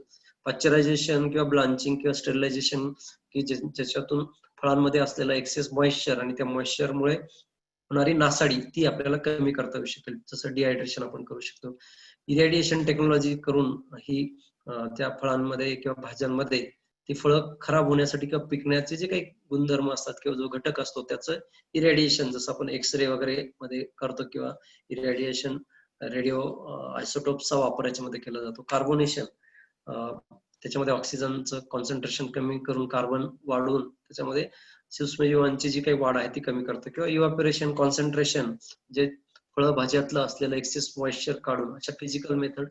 केमिकल मेथड मध्ये ब्राईन म्हणजे मिठाचं द्रावण असेल, शुगर असेल, ऍसिड असेल किंवा जे रिकमेंडेड प्रिझर्वेटिव्ह आहेत जसं पोटॅशियम मेटाबाय सल्फाइड, सोडियम बेंझोएट किंवा वेगळ्या प्रकारचे ऍसिड आहेत त्यांचा वापर करून अशा या केमिकलचा सेफ पद्धतीने म्हणजे जे रिकमेंडेड डोस आहे तो वापर करून फर्मेंटेशन, ज्याला आपण वाईन टेक्नॉलॉजी किंवा वाईन बनवून लॅक्टिक ऍसिड फर्मेंटेशनच्या सहाय्याने थर्मल प्रोसेसिंग मधल्या वेगळ्या टेक्नॉलॉजीज आहेत, जसं ब्लँचिंग, स्टीमिंग, पाश्चरायझेशन, UHST, कॅनिंग आहे, बॉटलिंग आहे, असेप्टिक पॅकेजिंग आहे. या सगळ्या थर्मल प्रोसेसिंगने आपण वेगळ्या फळं भाज्या ज्या आहेत त्यांचा गर असेल, त्याचे तुकडे असतील, त्याचे होल फ्रुट्स असतील किंवा काही फळं असतील, त्याचे विशिष्ट प्रकारच्या आकाराचे तुकडे करून आपण प्रोसेस करू शकतो. ड्रायिंग अँड डिहायड्रेशन ही तर आपली पारंपरिक आणि जुनी पद्धत आहे, की ते फळं आणि भाज्यांमधलं जे मॉइश्चर आहे ते आपण सेफ मॉइश्चर लेवलला वाळवून सुकून ते फळं भाज्या आपण दीर्घकाळ टिकवू शकतो. किंवा पाकून फ्रीजिंग किंवा आता IQF टेक्नॉलॉजी आली, इंडिव्हिज्युअल क्यूब फ्रोझन. आपल्याला फक्त बीन्स जास्त प्रमाणात माहिती आहेत की फ्रोझन केले जातात, परंतु फळांचे तुकडे असे जसं मँगो स्लायसेस असतील, मँगो पल्प किंवा सगळ्या प्रकारच्या फळांचे पल्प जे आहेत ते आपल्याला फ्रीज करून दीर्घकाळ टिकवता येतात. या टेक्नॉलॉजीमध्ये उलट कोणत्याही प्रकारचं प्रिझर्वेटिव्ह किंवा केमिकलचा वापर न करता आपण वर्षभर ते पल्प असेल फळांचा तो साठवू शकतो आणि मग त्यापासून आपल्याला बिव्हरेजेस असतील किंवा बेकरी प्रॉडक्ट्स असतील किंवा वेगळ्या प्रकारच्या आपल्या फ्रेश फॉर्मॅटमध्ये खाण्यासाठी ज्युसेस वगैरे करण्यासाठी किंवा आम्रखंड किंवा दुग्धजन्य पदार्थांमध्ये मिल्क शेक्स वगैरे आहेत त्याच्यामध्ये आपण वापर करू शकतो. इव्हन व्हेजिटेबल्स मध्ये सुद्धा पीज वगैरे, कॉलीफ्लॉवर, कॅरेट, बीन्स यांचं सुद्धा आपण फ्रोझन करू शकतो. तर ही IQF टेक्नॉलॉजी आता ज्याला इंडिव्हिज्युअल क्यूब फ्रोझन टेक्नॉलॉजी म्हणतात, ती थोडी कॉस्टली आहे, परंतु याच्यामध्ये आपण जे जनरल फ्रोझन करतो त्यापेक्षा ही ऍडव्हान्स टेक्नॉलॉजीमध्ये विशिष्ट तापमानाला -°C टेम्परेचरला आपण या फळांचा जो काही नॅचरल फ्लेवर, कलर आहे, फ्रेशनेस आहे तो टिकू शकतो आणि या फळांना फक्त आपल्या देशातच नाही तर जागतिक बाजारपेठांमध्ये डिमांड वाढत चाललेली आहे. पिकल्स मध्ये तर आपला देश किंवा आपल्याकडची ही एक पारंपरिक प्रक्रियायुक्त पदार्थ आहे आणि आपण फक्त मँगोज नाही तर लाईम, आवळा, करवंद, जॅकफ्रूट, टोमॅटो, ओनियन, जिंजर म्हणजे भाजीपाल्याची सुद्धा लोणची आपण, त्यानंतर वांग्याचं लोणचं किंवा हे जे मी मगाशी सांगितले आपले जे दुर्लक्षित फळ आहेत, भोकर आहे, तर त्याचं सुद्धा आपण पिकल्स करू शकतो, करवंदाचं पिकल करू शकतो. त्यानंतर डिहायड्रेशन मध्ये आपण बघितलं की फक्त फळ आणि भाज्यातलं मॉइश्चर काढून आपण टिकू शकतो, परंतु ऑस्मॅटिक डिहायड्रेशन म्हणजे साखरेच्या पाकामध्ये किंवा साखरेच्या सिरप मध्ये फळांच्या फोडी टाकून त्याच्यातलं जे पाणी आपण काढून ठेवतो त्याला ऑस्मॅटिक डिहायड्रेशन म्हटलं जातं किंवा आपल्याकडे पाकवणे असं म्हटलं जातं किंवा कॅन्डी फ्रुट्स. तर अशा प्रकारे आवळा कॅन्डीज आपल्याला सगळ्यांना परिचित आहे, तसं बेल, पपईची तुटी फ्रुटी, करवंद, बोराचा खजूर, ऍपल, ऍशगॉडचा पेठा आपल्याला सगळ्यांना माहित आहे. इव्हन कॅरट, जिंजर, आले पाक वगैरे याचं सुद्धा आपण कॅन्डी बनवू शकतो.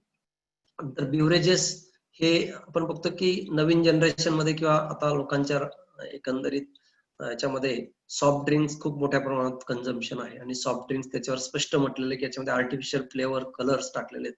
जर आपण ज्युसेस असतील किंवा ready to serve, nectar, squash, crush हे जे काही बिव्हरेजेस आहेत हे जर फ्लड केले आणि सामान्यातल्या सामान्य लोकांना ते घेता येऊ शकेल, नॉट ओनली फ्रूट बिव्हरेजेस, आपण व्हेजिटेबल बिव्हरेजेस जसं tomato juice, carrot juice, ginger soft drinks हे सुद्धा मार्केटमध्ये आणू शकतो आणि लोकांना त्या फळांचे जे ड्रिंक्स आहेत त्याचा फायदा घेऊ शकतो.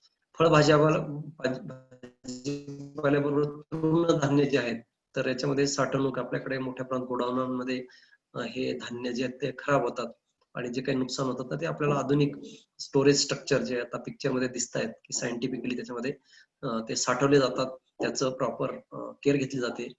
त्यामध्ये कोणत्याही प्रकारचे जे काही स्टोअर ग्रेन पेस्ट आहेत की ते नासाडी करतात, त्याच्यावर कंट्रोल आणता येतं, हँडलिंग प्रॉपर करता येतं आणि दीर्घकाळ ते आपल्याला पाठवता येऊ शकतात. कडधान्य ज्याच्यामध्ये तेलबियांचं डाळ वर्गीय जे आहेत त्याच्यात आपल्या दैनंदिन आहारामध्ये मोठ्या प्रमाणात कडधान्यांचा वापर केला जातो. तर त्या कडधान्यांच्या डाळी ज्या आहेत त्या स्वरूपात साठवणं शक्य आहे. त्याच्यासाठी आधुनिक डाळ मिल जे आहेत त्या आता मार्केटमध्ये उपलब्ध, कृषी विद्यापीठांनी काही मिल्स तयार केलेल्या आहेत, त्यांचं त्यापासून आपण हे करू शकतो.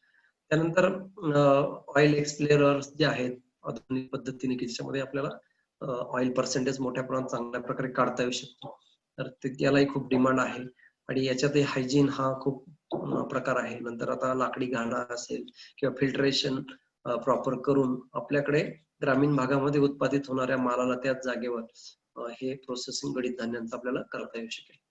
नंतर भरड धान्य जे की आता आपल्या आहारामधून हद्दपार झालेले आहेत की ज्याच्यामध्ये वेगळ्या प्रकारचे मिलेट्स आहेत, तर त्यापासून रवा, पोहे, लाह्या, बिस्किट एक्सप्लोडेड पदार्थ जसं आपण, आणि काही अल्कोहोलिक पदार्थ सुद्धा तयार करतात जसं नागली, वरई यासारखे जे पदार्थ आहेत, धान्य आहेत, त्यापासून प्रक्रियायुक्त पदार्थांना आता खूप मागणी आहे. आता हे सगळं करत असताना आपल्याला जर सायंटिफिकली आणि मार्केटमध्ये ऍक्सेप्टेबल फॉर्मॅटमध्ये करायचं असेल तर काही रेग्युलेटिंग बॉडीज आहेत, जसं Agmark, FSSAI, BIS, IS, codex, global gap, HACCP, sanitary, phytosanitary, GLP, GMP, त्याबरोबरच इतर लोकल पोल्युशन कंट्रोल बोर्ड असेल, इलेक्ट्रिसिटी बोर्ड असेल, किंवा स्थानिक ज्या काही पंचायतीपासून तर महापालिका असेल, किंवा इतर ज्या आपल्या इंडस्ट्रीयल किंवा गव्हर्नमेंट प्रोसेसिंग इंडस्ट्रीजच्या ज्या ऑथॉरिटीज आहेत त्यांचे परवाने घेणं गरजेचं आहे.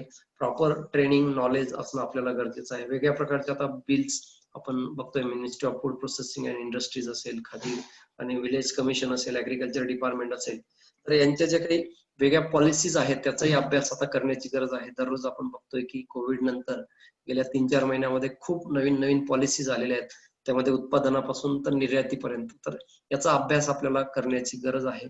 त्यामध्ये काही बाबी आपल्याला हार्वेस्ट करता येतील किंवा त्या अपॉर्च्युनिटीज आपल्याला त्या संधी साधता येईल का त्याच्यातून, आणि आपल्याला शेतकऱ्यांना आणि ग्राहकांपर्यंत आपल्याला पोहोचता येईल का याचा विचार करण्याची गरज आहे. हा उद्देश आता हे आपण करतोय, परंतु आपल्याकडे काही प्रॉब्लेम्स पण आहेत की ज्याच्यामध्ये non availability suitable processing varieties. मी मगाशी सांगितलं की आपल्याकडे जे खाण्यासाठी उत्पादित केलं जातं तेच प्रोसेसिंग साठी वापरलं जातं, त्यामुळे त्याचा प्रॉपर आपल्याला TSS, साईज, कलर, फ्लेवर मिळत नाही, आणि मग जे प्रॉडक्ट आहे त्याच्यामध्ये आपल्याला माल प्रॅक्टिसेस किंवा केल्या जातात, कलर टाकले जातात, फ्लेवर टाकले जातात, आणि मग तो कंझ्युमरला तो घातक ते ठरू शकतं.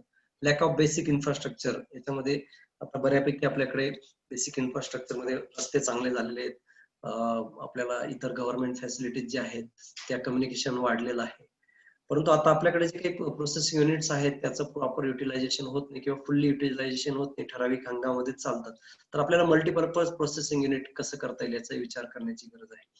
त्यानंतर non consistent quality of the product. आता काय होतं की आपल्याकडे स्मॉल स्केल इंडस्ट्रीज खूप आहेत, त्यामुळे रॉ मटेरियल मध्ये व्हेरिएशन झालं किंवा प्रोसेस प्रोटोकॉल मध्ये थोडंसं व्हेरिएशन झालं की आपल्याला त्याच्यामध्ये युनिफॉर्मिटी त्याच्यामध्ये मिळत नाही, तर ते आणण्याची गरज आहे टेक्नॉलॉजी अपग्रेड करून. आणि आजही आपण बघतो की आपल्याकडे नवीन लेटेस्ट इक्विपमेंट टेक्नॉलॉजी मध्ये अजूनही एंटरप्रिनर्स वळताना दिसत नाही, किंवा काहीतरी लोकल मेड वर जास्त भर असतो. जो काही करायचा असेल त्याच्यातही सायंटिफिक अप्रोच आपल्याला वाढवायची गरज आहे. आपल्याकडचं वेगळ्या प्रकारचं टॅक्स स्ट्रक्चर, मल्टिट्यूड लॉज जे आहेत त्याचाही अभ्यास करण्याची गरज आहे. यामध्ये आजच्या घडीला खूप काही बदल झालेले आहेत. बऱ्यापैकी म्हणजे पूर्वी 100 परवाने काढावे लागत असेल, आता 35-40 पर्यंत ते आलेले आहेत. नंतर आपले डोमेस्टिक डिमांड खूप कमी आहे. आपण म्हणतो की आपल्याकडे ग्राहक वर्ग मोठा आहे, परंतु आपली डोमेस्टिक डिमांड वेगळ्या पद्धतीने आपल्याला वाढवायची गरज आहे. लोकांमध्ये आता अवेअरनेस निर्माण झालेला आहे, आणि नवनवीन लोकांना पाहिजे असेल एकच प्रॉडक्ट आपल्याला न्यू फॉर्मॅट मध्ये किंवा त्याच्यामध्ये अजून इम्प्रुव्हमेंट करून कसं देता येईल याचाही विचार करण्याची गरज आहे. काही प्रमाणात लोकांची अफोर्डेबिलिटी आणि कल्चरल प्रेफरन्सेस नवीन, कारण आपल्याकडे ताजा भाजीपाला किंवा फळं किंवा धान्य मिळतात, त्यामुळे प्रोसेसला अजूनही आपल्याकडे प्रेफरन्स कमी आहे, परंतु याच्यामध्ये जर लोकांना सहज उपलब्ध जर झालं आणि कंटिन्युटी जर त्याच्यामध्ये मेंटेन झाली तर ते आपल्याला याच्यामध्ये वाढवता येऊ शकते. तर अशा प्रकारे खूप काही अपॉर्च्युनिटीज आपल्याकडे आहेत. आपल्याकडे रॉ मटेरियल आहे, मॅनपॉवर आहे, आपल्याकडे एक्सपर्टाईज सुद्धा आहे, टॅलेंट आहे, तर त्याचं आपल्याला फळांच्या काढणीपासून तर त्याचं विक्री व्यवस्थापनापर्यंत अपॉर्च्युनिटीज आहेत. त्या जर आपण व्यवस्थित अभ्यास केला तर त्या अपॉर्च्युनिटी मध्ये आपल्याला काम करता येतं. म्हणजे पॅकेजिंग मध्ये सुद्धा एखादा उद्योजक आहे तो काम करू शकतो, एखादा प्रॉडक्ट डिझायनिंग मध्ये काम करू शकतो. त्याच्यातलं काही मेकॅनायझेशन की फॉर एक्झाम्पल आता आवळ्यामध्ये कॅन्डी करताना आपण बघणार की त्याच्यामध्ये छिद्र करावी लागतात प्रत्येक आवळ्याच्या फळाला, की जेणेकरून त्याच्यामध्ये शुगर सिरपिंग प्रॉपर होईल, परंतु जर मेकॅनाइज पद्धतीने ते जर केलं गेलं तर हँडलिंग कमी होईल, आणि उत्पादन जे आहे ते आपल्याला फार म्हणजे मेकॅनायझेशन मध्ये सुद्धा आपण काम करू शकतो. काही सेन्सर्स आहेत की त्याच्यामध्ये आपण काम करू शकतो, आर्टिफिशियल इंटेलिजन्स मध्ये काम करू शकतो, मार्केटिंग इंटेलिजन्स मध्ये आपण काम करू शकतो. तर अशा ह्या सुद्धा अपॉर्च्युनिटीज ज्या आहेत ते आपल्याला प्रोसेसिंग किंवा ऍग्रो बेस्ड व्हॅल्यू एडिशन मध्ये वापर याच्यामध्ये करता येऊ शकतो. धन्यवाद. काही प्रश्न असतील Chandak sir? Sir thank you very much. अतिशय कॉम्प्रिहेन्सिव्ह असा तुम्ही व्ह्यू मांडलेला आहे एकंदरीत फूड प्रोसेसिंग इंडस्ट्री बद्दल. अगदी म्हणजे छोट्या काय काय गोष्टी करता येऊ शकतात त्या अगदी मोठ्या लेवलला सुद्धा कसं हा इंडस्ट्री नेता येऊ शकते. मुळात फूड प्रोसेसिंगची व्याप्ती अशी की ते अगदी छोट्या स्केलवर पण करता येतं, ते अतिशय मोठ्या स्केलवर पण करता येतं. तर मी खूप छान आपल्याला मार्गदर्शन केलं. आता सरांना बरेच प्रश्न आहेत तेही आपण विचारूया.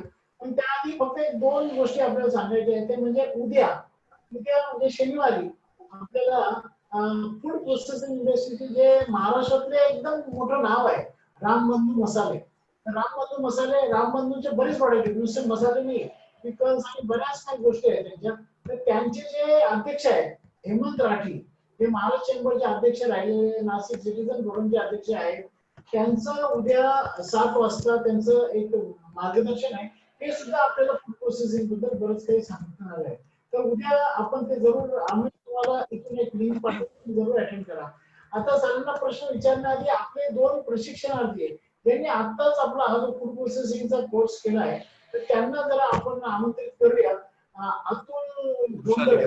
अतुल जोंधळे आणि वृषाली गद्रे असे दोन आपले प्रशिक्षणार्थी आहेत ज्यांनी हा आपला कोर्स सक्सेसफुली कंप्लीट केला. त्यांचं या कोर्स बद्दल काय मत आहे आपण त्याच्यात तोंडून माहिती आहे. येस अतुल सर, तुम्ही आहात का लाईव्ह? हो आहे. हा अतुल प्लीज. आवाज क्लिअर? हो. येस. Okay okay. दोन मुद्दे क्लिअर करूशी वाटतात मला. सर्वात प्रथम एक 2 दिवसापूर्वीच आमची बॅच मध्ये आमची सिलेबस कव्हर झालेला आहे, संपलेली आहे आमची. तर दोन गोष्टी प्रामुख्याने मला त्यामध्ये जाणवल्या. एक तर मी स्वतः एक इंजिनिअरिंग कॉलेजला एक प्राध्यापक आहे. सध्या नोकरीची जी वणवण आहे सगळीकडेच, प्रत्येक सेक्टरमध्ये टीचिंग लर्निंग असेल, कॉर्पोरेट असेल, तर भविष्य जे आहे तरी स्वतःला काहीतरी स्वतःच्या पायावरती उभं राहावं असं प्रत्येकाला वाटतं. आणि कोविड-19नी प्रत्येकाला ती एक करून दिली की आपण काहीतरी करायला पाहिजे. कारण आज बघा 2 महिने 3 महिने लोक सुरुवातीला लॉकडाऊन मध्ये घरात बसलेले होते, परंतु नशीब कोरोना जो होता हा हवेतून होत नव्हता. मुळे आपण ऍटलीस्ट मार्केट जाऊन काहीतरी घेऊन शकतो. पण भविष्यामध्ये जर परिस्थिती आली लॉकडाऊन मध्ये आपल्याला बाहेरच जायचं नाही, तर 2-2, 3-3 महिने आपल्याला जे प्रोसेस केलेलं फूड आहे ते चालू खावं लागणार आहे. म्हणजे ही एक उद्याची नांदी आहे. आणि ऍग्रिकल्चर सेक्टर एकमेव स्टार्टअप असं देऊ शकतो जो आपल्या इकॉनॉमीला इन फ्युचर मध्ये वाचू शकतो. मुळात आपली इकॉनॉमिक्स ऍग्रिकल्चर सेक्टरवरती डिपेंड आहे, परंतु लॅकुनास जे आहेत ते लॅकुनास आहेत. आपलं अन्न जे नासाडी होते, अन्न फेकून द्यावं लागतं, शेतकऱ्यांना भाव भेटत नाही, या सगळ्या खूप साऱ्या समस्या आहेत. आणि या साऱ्या समस्यांवरती जर सोल्युशन जर काही असेल तर ऍग्रिकल्चर इंडस्ट्रीवरती प्रोसेस करणं, मग ते व्हेजिटेबल फ्रुट्स असतील किंवा आणखी काय असेल. आणि एक त्यावरती हे आधारित जे सेशन्स होते त्या सेशन बद्दल जर सांगायचं झालं तर जे शिकवणारे जे टीचर्स होते सगळे ते एकदम तज्ञ शिक्षक सगळे आहेत. त्यात पर्टिक्युलर सांगायचं झालं तर चांडक सर तर आहेतच, राजपूत सर आहेत. एकदम राजपूत सरांचे बरेचसे 5-6 सेशन्स आहेत. आणि त्याचा खजिना हा राजपूत सरांकडे आहे. सर आहेत किंवा स्कीम संदर्भात बाकीच्याही बरेचसे फॅकल्टीज अवेलेबल आहेत आणि त्यांना प्रचंड अनुभव आहे या सेक्टरमध्ये. आणि वेल कोऑर्डिनेशन आहे या प्रोग्राम मध्ये. बरेचसे डाऊट्स जे होते ते सगळे क्लिअर झाले, कन्सेप्ट क्लिअर झाली, काय करायचंय काय नाही इन फ्युचर मध्ये. मीन्स जॉब करत असताना प्लॅन बी माझ्याकडे आज रेडी झालेला आहे आज रोजी. आणि मी सर्वांना एवढंच सांगेल का तुम्ही योग्य ठिकाणी आहात, व्यवस्थित सेशन्स अटेंड करा, तुम्हाला तुमचा मार्ग नक्की भेटू शकेल. आणि विश्वास ठेवा, नवीन काहीतरी तुम्हाला जर पाहिजे असेल तर तुम्हाला काहीतरी टाइम हा राखून ठेवावा लागेल. सगळ्यात महत्वाचं, कोरोनाच्या अगोदर कोणालाही 2 हफ्ते 3 हफ्ते अपडाऊन करणं किंवा फक्त नाशिकमध्ये अपडाऊन करणं शक्य नव्हतं. आज रोजी तुम्ही घरात बसून 3 तास तुम्ही दुसरे काम करत असताना हे सेशन अटेंड करू शकता. ही सगळ्यात मोठी ऑपॉर्च्युनिटी आहे असं मला वाटतं. घरात बसून आपल्याला एका जागेवरून हे सगळं नॉलेज आपल्याला घेता येणार आहे. तर मी सगळ्यांना धन्यवाद देतो. तुम्ही योग्य ट्रॅक वरती आहेत आणि चांडक सरांनाही मी विशेष धन्यवाद देतो की त्यांनी मला या ठिकाणी आज बोलण्याची संधी दिली. धन्यवाद. धन्यवाद Atul. I think it was very very well sed. खूप छान तुम्ही अगदी काही तुम्ही याचा फीडबॅक दिलाय. धन्यवाद. आता वृषाली गद्रे मॅडम यांना मी आमंत्रित करतो की त्यांनी सुद्धा या कोर्स बद्दल फीडबॅक द्यावा. त्यांचं जे काही Vrushali. Hello sir. Yes, thank you sir. मलाही आता 2च दिवस झालेत, पण 2 दिवसानंतर जेव्हा संपलं आमचं सेशन त्यावेळेला दुसऱ्या दिवशी 7 वाजता असं आम्ही घड्याळाकडे मी बघत होते की 7 वाजले म्हणजे आता पुन्हा एकदा आपलं वेबिनार चालू होणार. म्हणजे कळलंच नाही कधी चालू झालं आणि कधी संपलं. आणि आपली सगळी जी काय फॅकल्टी आहे ना ती अतिशय सुंदर आहे आणि जीव तोडून शिकवतात. म्हणजे सगळेच जण म्हणजे स्पेशल असं एकाचं नाव घेण्यापेक्षा ना सगळेच जण खूप जीव तोडून शिकवतात आणि प्रत्येक गोष्टीमध्ये तुम्हाला कुठलीही गरज लागली तरी सुद्धा ते तयार असतात की तुम्ही कधीही त्यांना फोन करा आणि कधीही आपले प्रॉब्लेम्स त्यांना सांगा. आता माझं स्वतःचं लाकडी घाण्यावरचं तेल आहे, तर मी स्वतः मॅन्युफॅक्चरर आहे आणि शिवाय काही जोडधंदा करता येईल का म्हणून मी ऍक्च्युली यासाठी क्लास जॉईन केला आणि खूप छान सरांनी शिकवलं. म्हणजे आता मी स्वतः बहुतेक 2 गोष्टीसाठी मी ऍक्च्युली इथे जॉईन झाले होते, पण कांदा पेस्ट, आलं लसूण पेस्ट यासाठी माझं चालू आहे. आणि आत्ताही तुम्ही जर बघत असाल तर मी गाडीमध्येच आहे ऍक्च्युली. तर मी आता घरी चाललीये कारण आता लॉकडाऊन पण बऱ्यापैकी उठलंय. 10 ते 7 चालू झालंय, त्यामुळे आता 7 वाजेपर्यंत 8 वाजेपर्यंत आमचं काम चालू झालंय. तर तुम्ही नक्की जॉईन करा आणि उद्योजिका म्हणून खरोखरी नाव कमवा उद्योगवर्धिनी बरोबर जॉईन होऊन. Thank you sir. Thank you madam. Thank you very much. Wish you all the very best. तुम्ही आमचे अजून भरपूर उद्योग वाढवावे. तुम्हाला शुभेच्छा. आता नक्की आपण सर. प्रश्नोत्तर घेऊया. Let us have some questions. Yes sir. So पहिला क्वेश्चन असा आहे राजपूत सर की कॅशू प्रोसेसिंग, आल्मंड्स प्रोसेसिंग याच्यामध्ये काय स्कोप आहे आणि एक मिलेट्स बद्दल बऱ्याच लोकांचे प्रश्न आहे की मिलेट्स मधला काय स्कोप आहे. काजू प्रक्रिया जर आपण कोकणातून असाल तर रॉ मटेरियल तिकडे स्थानिक उपलब्ध आहे. आपल्याकडे नाशिक जिल्ह्यातले जर असाल तर पेठ, त्र्यंबकेश्वर आणि इगतपुरीच्या काही भागामध्ये रॉ मटेरियल खूप उपलब्ध आहे. गुजरातचे व्यापारी ते अतिशय कमी दराने ते मटेरियल घेऊन जातात, तिकडे प्रोसेस करतात आणि व्हॅल्यू ऍडेड करतात. बायफ या संस्थेने या ठिकाणी मोठ्या प्रमाणात प्रयत्न केला होता, परंतु आपल्या शेतकऱ्यांमध्ये ऑर्गनाइज म्हणजे क्वालिटी जे म्हणायला आपल्याला हरकत नाही, महाराष्ट्रीयन माणसांमध्ये तो थोडा प्रॉब्लेम असतो. तर ते त्यांचे एवढे श्रम जे आहेत ते वाया गेलेले दिसून येतात. आजच मी बघितलं की आमच्याकडे काही पेठवरून शेतकरी म्हटलं की आमच्याकडे काजू बिया यावर्षी आम्ही लॉकडाऊन ज्याच्यामुळे अतिशय स्वस्त विकल्या, म्हणजे त्याचा 80, 90, 100 रुपयेपर्यंत सुद्धा काजू बियांचा भाव असतो, पण त्यांना 40-50 रुपयाच्या रेंज मध्ये ते विकावे लागतात. जर अशा प्रकारच्या एरियामध्ये एकरेज किती आहे, किती बियांचं उत्पादन होतं, कोणकोणत्या पाड्यांमध्ये ते उत्पादन होऊ शकतं, तर याचा डेटा जर तयार केला तर रॉ मटेरियल उपलब्ध आहे. प्रक्रियेला अतिशय सोपी टेक्नॉलॉजी आहे. त्याचे मशिनरी जी आहेत किलो प्रमाणे 15 किलो, 25 किलो, 40 किलो. 15 किलोचं युनिट कमीत कमी समजा 35 ते 40 हजारापर्यंत आणि 50 किलोचं युनिट जर घेतलं तर 70-80 हजारामध्ये सगळं युनिट येतं. त्याला बॉयलर असतं, स्टीमर असतं, कटर असतं आणि ड्रायर. आणि ही थोडीशी किचकट टेक्नॉलॉजी आहे, म्हणजे काम आहे. थोडंसं सांभाळून करावं लागतं कारण त्याच्यातल्या ऑइलमुळे काही इजा वगैरे होऊ शकतात, परंतु अतिशय ड्राय पद्धतीने प्रोसेसिंग केले जातं. आणि मला माहिती की ह्या प्रोसेसिंग या वेबिनार म्हणजे जे काही ट्रेनिंग आपण ऑर्गनाइज करणार आहात त्याच्यामध्ये एक पूर्ण सेशन त्याच्यावर आहे. एक जे तज्ञ आहेत समाधान हिरे म्हणून, तर ते पूर्ण प्रॅक्टिकली म्हणजे पूर्ण डिटेल इन्फॉर्मेशन त्याच्यामध्ये देणार आहे. तर चांगला स्कोप आहे. आपल्याला फक्त रॉ मटेरियल स्टोअर करण्याची आणि तेवढी सीझन मध्ये खरेदी करण्याची आपली कॅपॅसिटी पाहिजे. वर्षभर काजू प्रक्रिया आपण त्याच्यामध्ये करू शकतो आणि कमी जागेत चांगल्या प्रकारे आणि कमी व्हॉल्यूम मध्ये जास्त पैसा मिळवून देणारा काजू प्रक्रिया उद्योग आहे. येस, पुढचा. येस, धन्यवाद सर. आणि मिलेट्स बद्दल प्रश्न होता. मिलेट्स मिलेट्स मध्ये मी आता मगाशी सांगितलं की आपण विसरलोय, म्हणजे पूर्वी जरा किंवा आजही आपण काही गावांमध्ये गेलं तिकडे सुद्धा आता जसं वेगळ्या प्रकारचे जे मिलेट्स आहेत ते शेतकरी उत्पादन करत नाही किंवा जे करतात ते खूप कमी प्रमाणात केले जातात, परंतु मिलेट्स मध्ये आपल्या शरीराला आवश्यक असणारे सर्व प्रकारचे गुणधर्म आहेत, अँटीऑक्सिडंट प्रॉपर्टीज आहेत, रोगप्रतिकार शक्ती त्याच्यामध्ये आहे आणि जे काही विविध आजार होतात ते होणारच नाहीत अशा प्रकारची क्षमता त्या पिकांमध्ये किंवा त्या धान्यांमध्ये आहेत. तर या मिलेट्सचे जे काही वेगळ्या प्रकारच्या भाजण्या आहेत किंवा प्रोसेस प्रॉडक्ट आहेत, म्हणजे एक्सट्रुडेड म्हणजे शेवया वगैरे सारखे सुद्धा त्याच्यामध्ये करता येतात, पिठं करता येतात, भाजण्या करता येतात, रेडी टू यूज पावडर म्हणजे हे करता येतात, पल्वराइज प्रॉडक्ट त्याच्यामध्ये करता येऊ शकतात.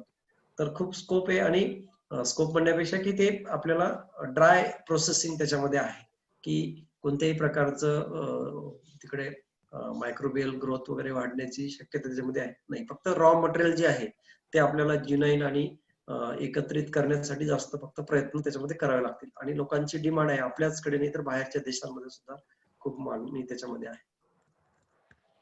येस सर, धन्यवाद. बऱ्याच लोकांचे खूप जास्त क्वेश्चन्स आहे ऑडियन्स. सगळ्यांना फक्त सांगू इच्छितो की आज 200 लोक आपल्या सोबत लाईव्ह आहे, तर आपण सगळ्यांचे प्रश्न नाही कव्हर करू शकत, पण तरी जे जनरल क्वेश्चन्स आहे ते आम्ही कव्हर करायचा पूर्ण प्रयत्न करू. तर पुढचा प्रश्न असा आहे की ज्या नवीन टेक्नॉलॉजीज आहे डिहायड्रेशन किंवा एरोपोनिक टेक्नॉलॉजीज ज्या आहेत, म्हणजे एरोपोनिक आय थिंक फार्मिंगच्या ज्या नवीन technology, hydroponic I think, hydroponics. Yes. तर त्याच्याबद्दल काय फ्युचर आहे, म्हणजे डिहायड्रेशन मध्ये काय काय स्कोप आहे एक्सपोर्ट रिलेटेड पण? आता या दोन वेगळे प्रश्न आहेत. एरोपोनिक्स किंवा हायड्रोपोनिक्स ही आता आधुनिक उत्पादन घेण्याची पद्धत आहे की ज्याच्यामध्ये आपण त्याला कमी जागेत आपल्याला जास्त उत्पन्न घेता येईल, परंतु आज आपण त्याच्यासाठी बेसिक इन्फ्रास्ट्रक्चर खूप मोठ्या प्रमाणात लागतं. ज्यांच्याकडे कॅपॅसिटी असेल ते करू शकतात, परंतु त्याच्यामध्ये डिमांड बेस्ड प्रोडक्शनला गेलेलं केव्हाही चांगलं. म्हणजे समजा तुम्ही जे काही लेट्यूस, जुकिनी किंवा इव्हन कोथिंबीर जरी त्याच्यामध्ये करत असाल तर त्याचा जो ग्राहक आहे तो एक विशिष्ट पाहिजे आणि त्याच्याशी तुमचं बॅक किंवा म्हणजे कॉन्ट्रॅक्ट होणं गरजेचं आहे. अदरवाईज जर तुम्ही बघतो की आपल्याकडे कोथिंबीरची जुडी 5 रुपयापासून तर 50 रुपयापर्यंत होतं, तर हायड्रोपोनिक्स किंवा एरोपोनिक्स मध्ये होणारा उत्पादित माल हा किमान 100 रुपये किलो प्लस ने विकला गेला पाहिजे, तर कारण त्याला बेसिक इन्फ्रास्ट्रक्चर खूप मोठ्या प्रमाणात लागतं. तर त्याचा ज्याच्यामध्ये मार्केट इंटेलिजन्स असेल किंवा मार्केट डिमांड असेल तर ते त्यांनी जायला हरकत नाही.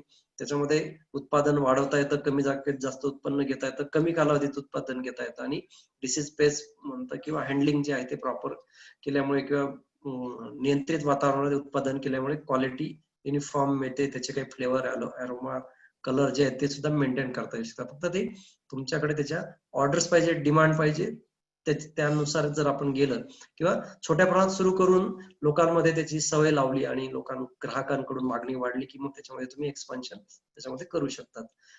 त्यानंतर दुसरा जो प्रश्न होता डिहायड्रेशन ही आपली पारंपरिक पद्धत आहे, सोपी पद्धत आहे. त्याच्यामध्ये आपल्याकडे सोलर डिहायड्रेशन किंवा कंडक्शन सोलर ड्रायर सिस्टीमचा वापर करून आपण म्हणजे नैसर्गिकरित्या उपलब्ध एनर्जीचा वापर त्याच्यामध्ये करू शकतो. फक्त याच्यामध्ये सायंटिफिक वेने जाणं खूप गरजेचं आहे, कारण मॉइश्चर हे सेफ मॉइश्चर लेवलला त्याचं डिहायड्रेशन होणं गरजेचं आहे. त्याला पॅकेजिंग सुद्धा खूप चांगल्या प्रकारे करण्याची गरज आहे. त्यानंतर डिमांड बेस म्हणजे जिकडे आता मगाशी कोणतरी प्रश्न विचारला की याला मार्केट आहे का, तर मार्केट शोधण्याचं काम जर आपण आधी केलं आणि ऑर्डर्स जर आपल्याला मिळाल्या तर त्यानुसार आपण प्रक्रिया उद्योगामध्ये डिहायड्रेशन मध्ये जर उतरलं तर त्याला स्कोप तर आहेच, परंतु लोकांच्या गरज किंवा निकड किती आहे, कोणत्या याला आहे, तर त्याप्रमाणे आपण त्याच्यामध्ये काम करू शकतो. टेक्नॉलॉजी वाईज खूप अवघड काम डिहायड्रेशन मध्ये नाहीये, खूप सोप्या पद्धतीने आपण डिहायड्रेशन मध्ये जाऊ शकतो आणि इनिशियल स्टार्टअप त्याच्यापासून जर केलं तर आणि त्याच्यामध्ये वेगळ्या प्रकारचं व्हॅल्यू एडिशन जर आपल्याला करता आलं, जसं काही पावडर्स आहेत, त्याच्यात चिप्स आहेत, फ्लेक्स आहेत, या पद्धतीने जर आपण केलं की कंझ्युमर ऍक्सेप्टन्स आपण बघतो की साधे आता चिवडा किंवा भेळ सुद्धा अतिशय अट्रॅक्टिव्ह पॅकेजिंग मध्ये मिळतो. तर कधी आपण इमॅजिन केलं नाही, तर आपल्याला सवय होती की न्यूजपेपर मध्ये ते कोण करून त्याच्यामध्ये भेळ मिळत होत, पण तीच 5 रुपयाची भेळ आपण अतिशय अट्रॅक्टिव्ह पॅकेजिंग मध्ये अतिशय ट्रायबल एरियामध्ये, ग्रामीण भागामध्ये सुद्धा ती मिळायला लागली. तर ह्या सुद्धा गोष्टी आहेत, फक्त प्रोसेसिंग नाही तर त्याचं प्रॉपर पॅकेजिंग आणि मार्केटिंग, तर त्याला स्कोप आहे. तो आपण छोट्यातून मोठ्या प्रमाणात त्याच्यामध्ये एंट्री करू शकतो. ओके, धन्यवाद सर. आता बरेच लोकांचे खूप स्पेसिफिक क्वेश्चन्स आहे, म्हणजे कॅशू नट प्रोसेसिंग असेल, लेमन एक्स्ट्रॅक्शन असेल, ऊसाचा रस असेल, सोयाबीन प्रोसेसिंग, डेअरी प्रोसेसिंग. तर हे सगळे प्रश्न आपण आजच्या वेबिनार मध्ये नाही कव्हर करू शकतो, बट याच्या संदर्भातच आपला एक प्रशिक्षण आहे ज्याच्यामध्ये तुमचे सगळे क्वेश्चन्स क्लिअर मध्ये होतील. आपण आजच्या याच्यात डिटेल प्रोडक्ट स्पेसिफिक क्वेश्चन्स नाही कव्हर करू शकतो. तर तुम्हाला जी चॅट बॉक्स मध्ये लिंक दिलेली आहे त्याच्यावरून तुम्ही या कोर्स पेज वरती येणार. तर इकडे तुम्ही अन्न फळ प्रक्रिया उद्योग संधी या प्रशिक्षणाला आपला जो बुधवारपासून सुरू होतोय 12 ऑगस्ट पासून, याला रजिस्टर करू शकतात. याचं कोर्सचं टायमिंग सकाळी 8 ते 9:30 असेल आणि तुम्हाला जी लिंक दिलेली आहे त्याच्यामध्ये हे सगळे टॉपिक्स जे जे होणार आहे हे डिटेल मध्ये इकडे कव्हर केलेले आहे, म्हणजे हे तुम्हाला सिलेबस इकडे बघायला मिळेल. तर राजपूत सर या टॉपिक्स वरती कव्हर करणार आहेत.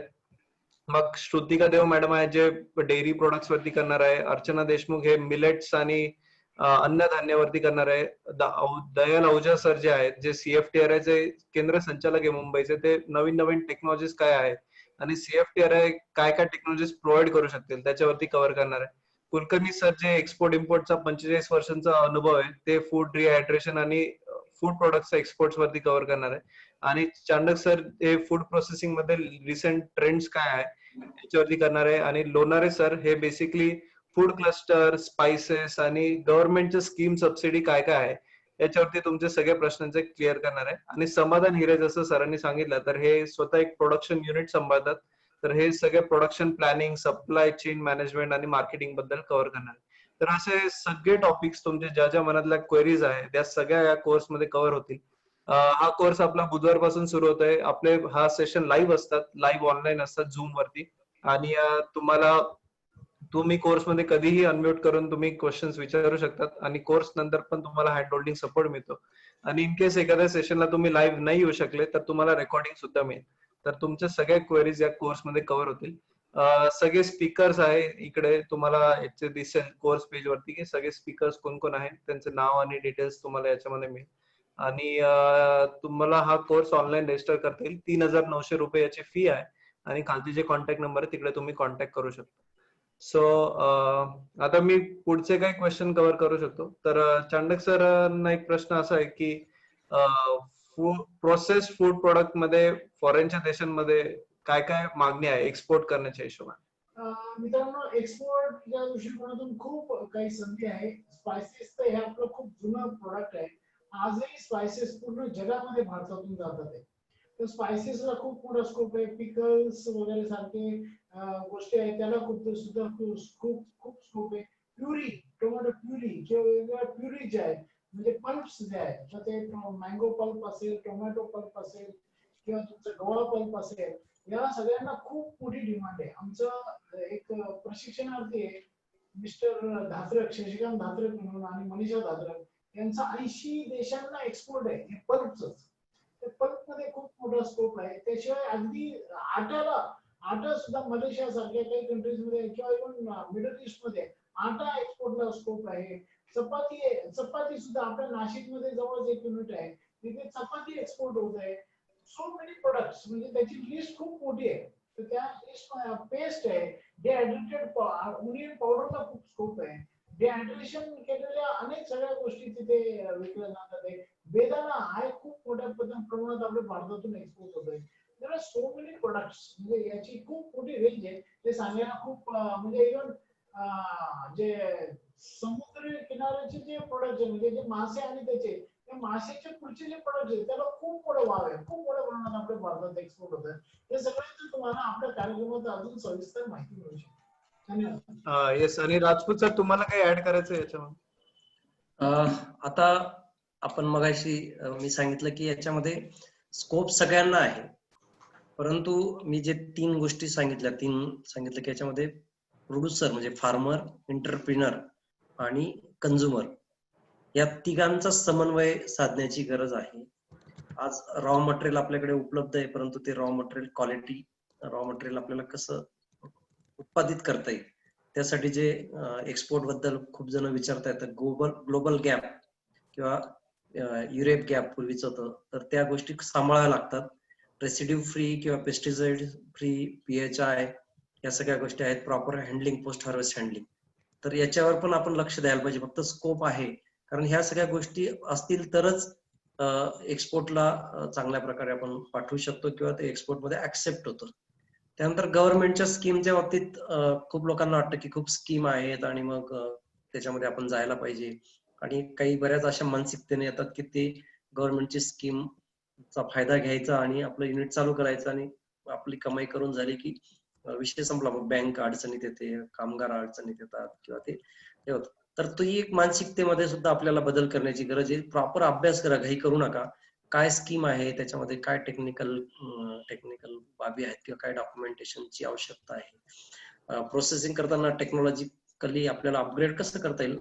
म्हणजे खूप एकदम भारीतली टेक्नॉलॉजी किंवा महागातली टेक्नॉलॉजी अशी नाही, परंतु जी काही टेक्नॉलॉजी आपण वापरणार ती ज्याच्यातून आपला प्रॉडक्ट चांगल्या प्रकारे तयार होईल त्याचा पण विचार केला गेला पाहिजे. आणि कंझ्युमर्सला काय पाहिजे आणि कंझ्युमरला काय आवडतं यापासूनच सुरुवात करायची की आपल्याला n number of process product आपण वापरतो, तर त्याच्यामध्ये असं जर केलं तर कसं होईल. तर हा जो मार्केट मधला जो फीडबॅक आहे याचा पण आपण अभ्यास करण्याची गरज आहे. या सगळ्या गोष्टी वेबसाईट्सवर, पेपर्स मध्ये किंवा आर्टिकल्स मध्ये आपल्याला वाचायला मिळतात. त्याचा अभ्यास वरवर माहिती न घेता थोडस खोल्यात जाऊन जर आपण अभ्यास करून जर या क्षेत्रामध्ये उतरलं तर जास्त फायदेशीर ठरेल. हे मला याच्यामध्ये सांगावं असं वाटतं. फक्त खूप स्कोप आहे आणि खूप मागणी आहे, याच्यावर न जाता याचाही बारकाईने अभ्यास करायची गरज आहे असं मला ऍड करायचं. धन्यवाद सर. आणि एक शेवटचा प्रश्न असा आहे की बरेच लोक हे घरून काय काय बिझनेस करू शकतात कमी कमी जागेत किंवा कमीत कमी बिझनेस फंडिंग मध्ये, तर याच्यामध्ये काय काय संधी आहे?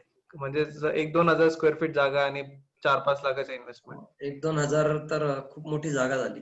मी तर म्हटलं की 200 ते 500 स्क्वेअर फीट मध्ये सुद्धा आपण करू शकतो. जसं आता मिलेट्सचं कोणीतरी विचारलं, साधे लाह्या, मुरमुरे, चिवडा, मसाले, भाजण्या, हे तर काय त्याला ग्राइंडिंग मिक्सिंग मशीन लागतं, पॅकेजिंग मशीन लागतं. काजू प्रोसेसिंगचं सुद्धा ज्यांनी विचारलं, एक 200-300 स्क्वेअर फीट मध्ये बॉयलर, कटर आणि टेबल लागतात आणि ड्रायर, तर त्याच्यामध्ये सुद्धा सुरू करता येऊ शकेल. फक्त जे काही करणार ते जे काही नॉर्म्स आहेत ते फॉलो करा की त्याचा फ्लोअर कसा पाहिजे, हाईट किती पाहिजे, हायजीन कसं पाहिजे तिथं, मशिनरीचं सेटअप, सेफ्टीच्या दृष्टीने या सगळ्या जर गोष्टी केल्या तर छोट्या स्वरूपात सुरू करता येऊ शकतं. पिकल्स मध्ये सुद्धा काही जास्त नाही, कटिंग मशीन आहेत, मिक्सर्स आहेत आणि पॅकेजिंग आहे, तर करता येऊ शकतं. फक्त जे आपण करणार आहोत ते वर्षभर चालेल आणि वर्षभर लोकांच्या डिमांड आपण पुरवठा करू शकतो. बरेच जण सुरुवात करतात आता आणि मग मध्येच खंड पडतो, तर ते कन्सिस्टन्सी आपल्या प्रोडक्शन मध्ये आणि प्रोसेस प्रोटोकॉल मध्ये जर राहिला तर जागा आणि अमाऊंट हा काही तसा विशेष विषय नाही. आणि लोकांमध्ये ऍक्सेप्ट होण्यासाठी वेगळ्या एक्झिबिशन्स आहेत किंवा मार्केटिंग चॅनल्स आहेत. आता सोशल मीडिया सुद्धा खूप चांगल्या प्रकारे मार्केटिंग मध्ये काम करतोय. ग्राहकापर्यंत आपण कसं पोहोचू याचा विचार करण्याची गरज आहे, तर काय आपल्याला करता येऊ शकेल. धन्यवाद sir, thank you very much. Thank you. प्रश्न तर अजूनही खूप आहेत खूप आहे. आणि 200 प्रश्न येऊ शकतात. Yes yes. आजचा वेळ खूप कमी आहे आणि आता वेळ संपत आला आहे, पण यासाठी आपण जे प्रशिक्षण कार्यक्रम घेतो की त्याच्यामध्ये तुमचे जे काही प्रश्न आहेत ते 1 to 1 तुम्ही विचारू शकता.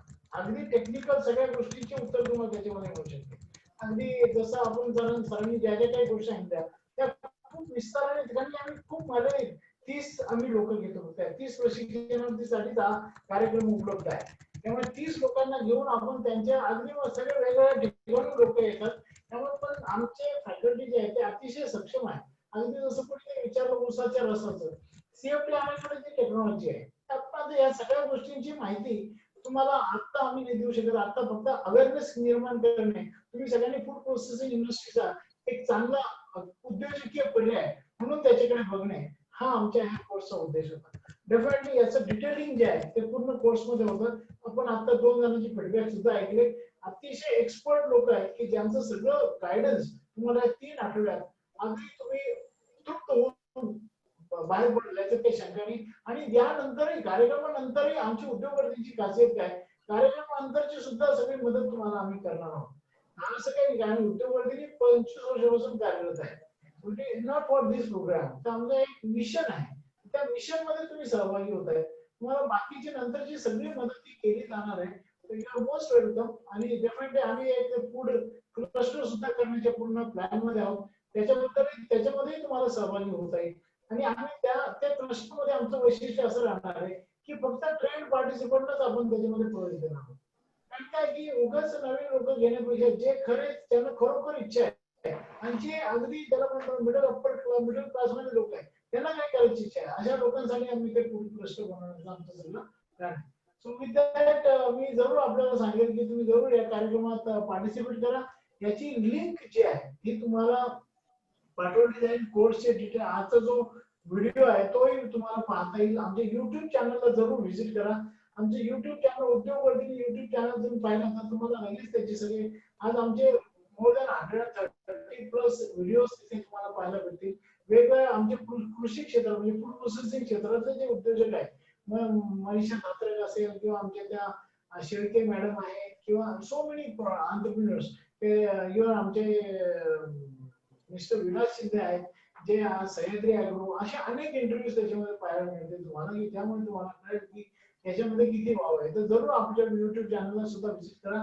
कार्यक्रम बुधवारपासून सुरू होत आहे. परत एकदा आठवण करतो, उद्या तुम्हाला एक दुर्मिळ संधी आहे. रामबंधू मसाल्याचे जे चेअरमन आहेत हेमंत राठी, जे आपल्याला उद्या भेटणार आहे संध्याकाळी 7 वाजता. तर त्यांच्याकडून सुद्धा खूप मोठी माहिती तुम्हाला मिळू शकेल. त्यांची सगळी उद्योजकीय कहाणी, एका 2 व्हीलरवर त्यांनी आपल्या मसाले विकायला सुरुवात केली. आज पूर्ण भारतामध्ये घराघरात त्यांचे मसाले आहेत. तर ही सुद्धा एक संधी तुम्हाला, त्याची सुद्धा लिंक आम्ही डायरेक्ट झूम लिंक तुम्हाला पाठवू. तुम्ही जरूर सगळ्यांनी ट्रॅकिंग करा अशी मी आपल्याला विनंती करतो. शेवटी आपल्या राजपूत सरांचे आभार मानतो, आपल्या सगळ्यांचे सुद्धा आभार मानतो. आपण एवढ्या मोठ्या संख्येने या सेमिनार मध्ये, वेबिनार मध्ये आपण आलात, धन्यवाद. आणि आपल्याला एकंदरीत या फूड प्रोसेसिंग बद्दलची आस्था आम्हाला दिसून आली. We are very much thank you for that. मित्रांनो, भारताला गरज आहे या फूड प्रोसेसिंग इंडस्ट्रीची, आपल्या शेतकऱ्यांना गरज आहे आणि ग्राहकांना सुद्धा खूप मोठी गरज आहे की चांगल्या प्रोसेस फूड प्रॉडक्ट मिळावे. आणि देशाला सुद्धा गरज आहे, परदेशाला सुद्धा गरज आहे, परदेशात सुद्धा याची गरज आहे. त्यामुळे या सगळ्या संधीचा आपण जरूर फायदा घ्यावा. Thank you very much. धन्यवाद. धन्यवाद राजपूत सर. धन्यवाद सर्व प्रशिक्षणार्थी. Thank you very much. Thank you all participants. Good night.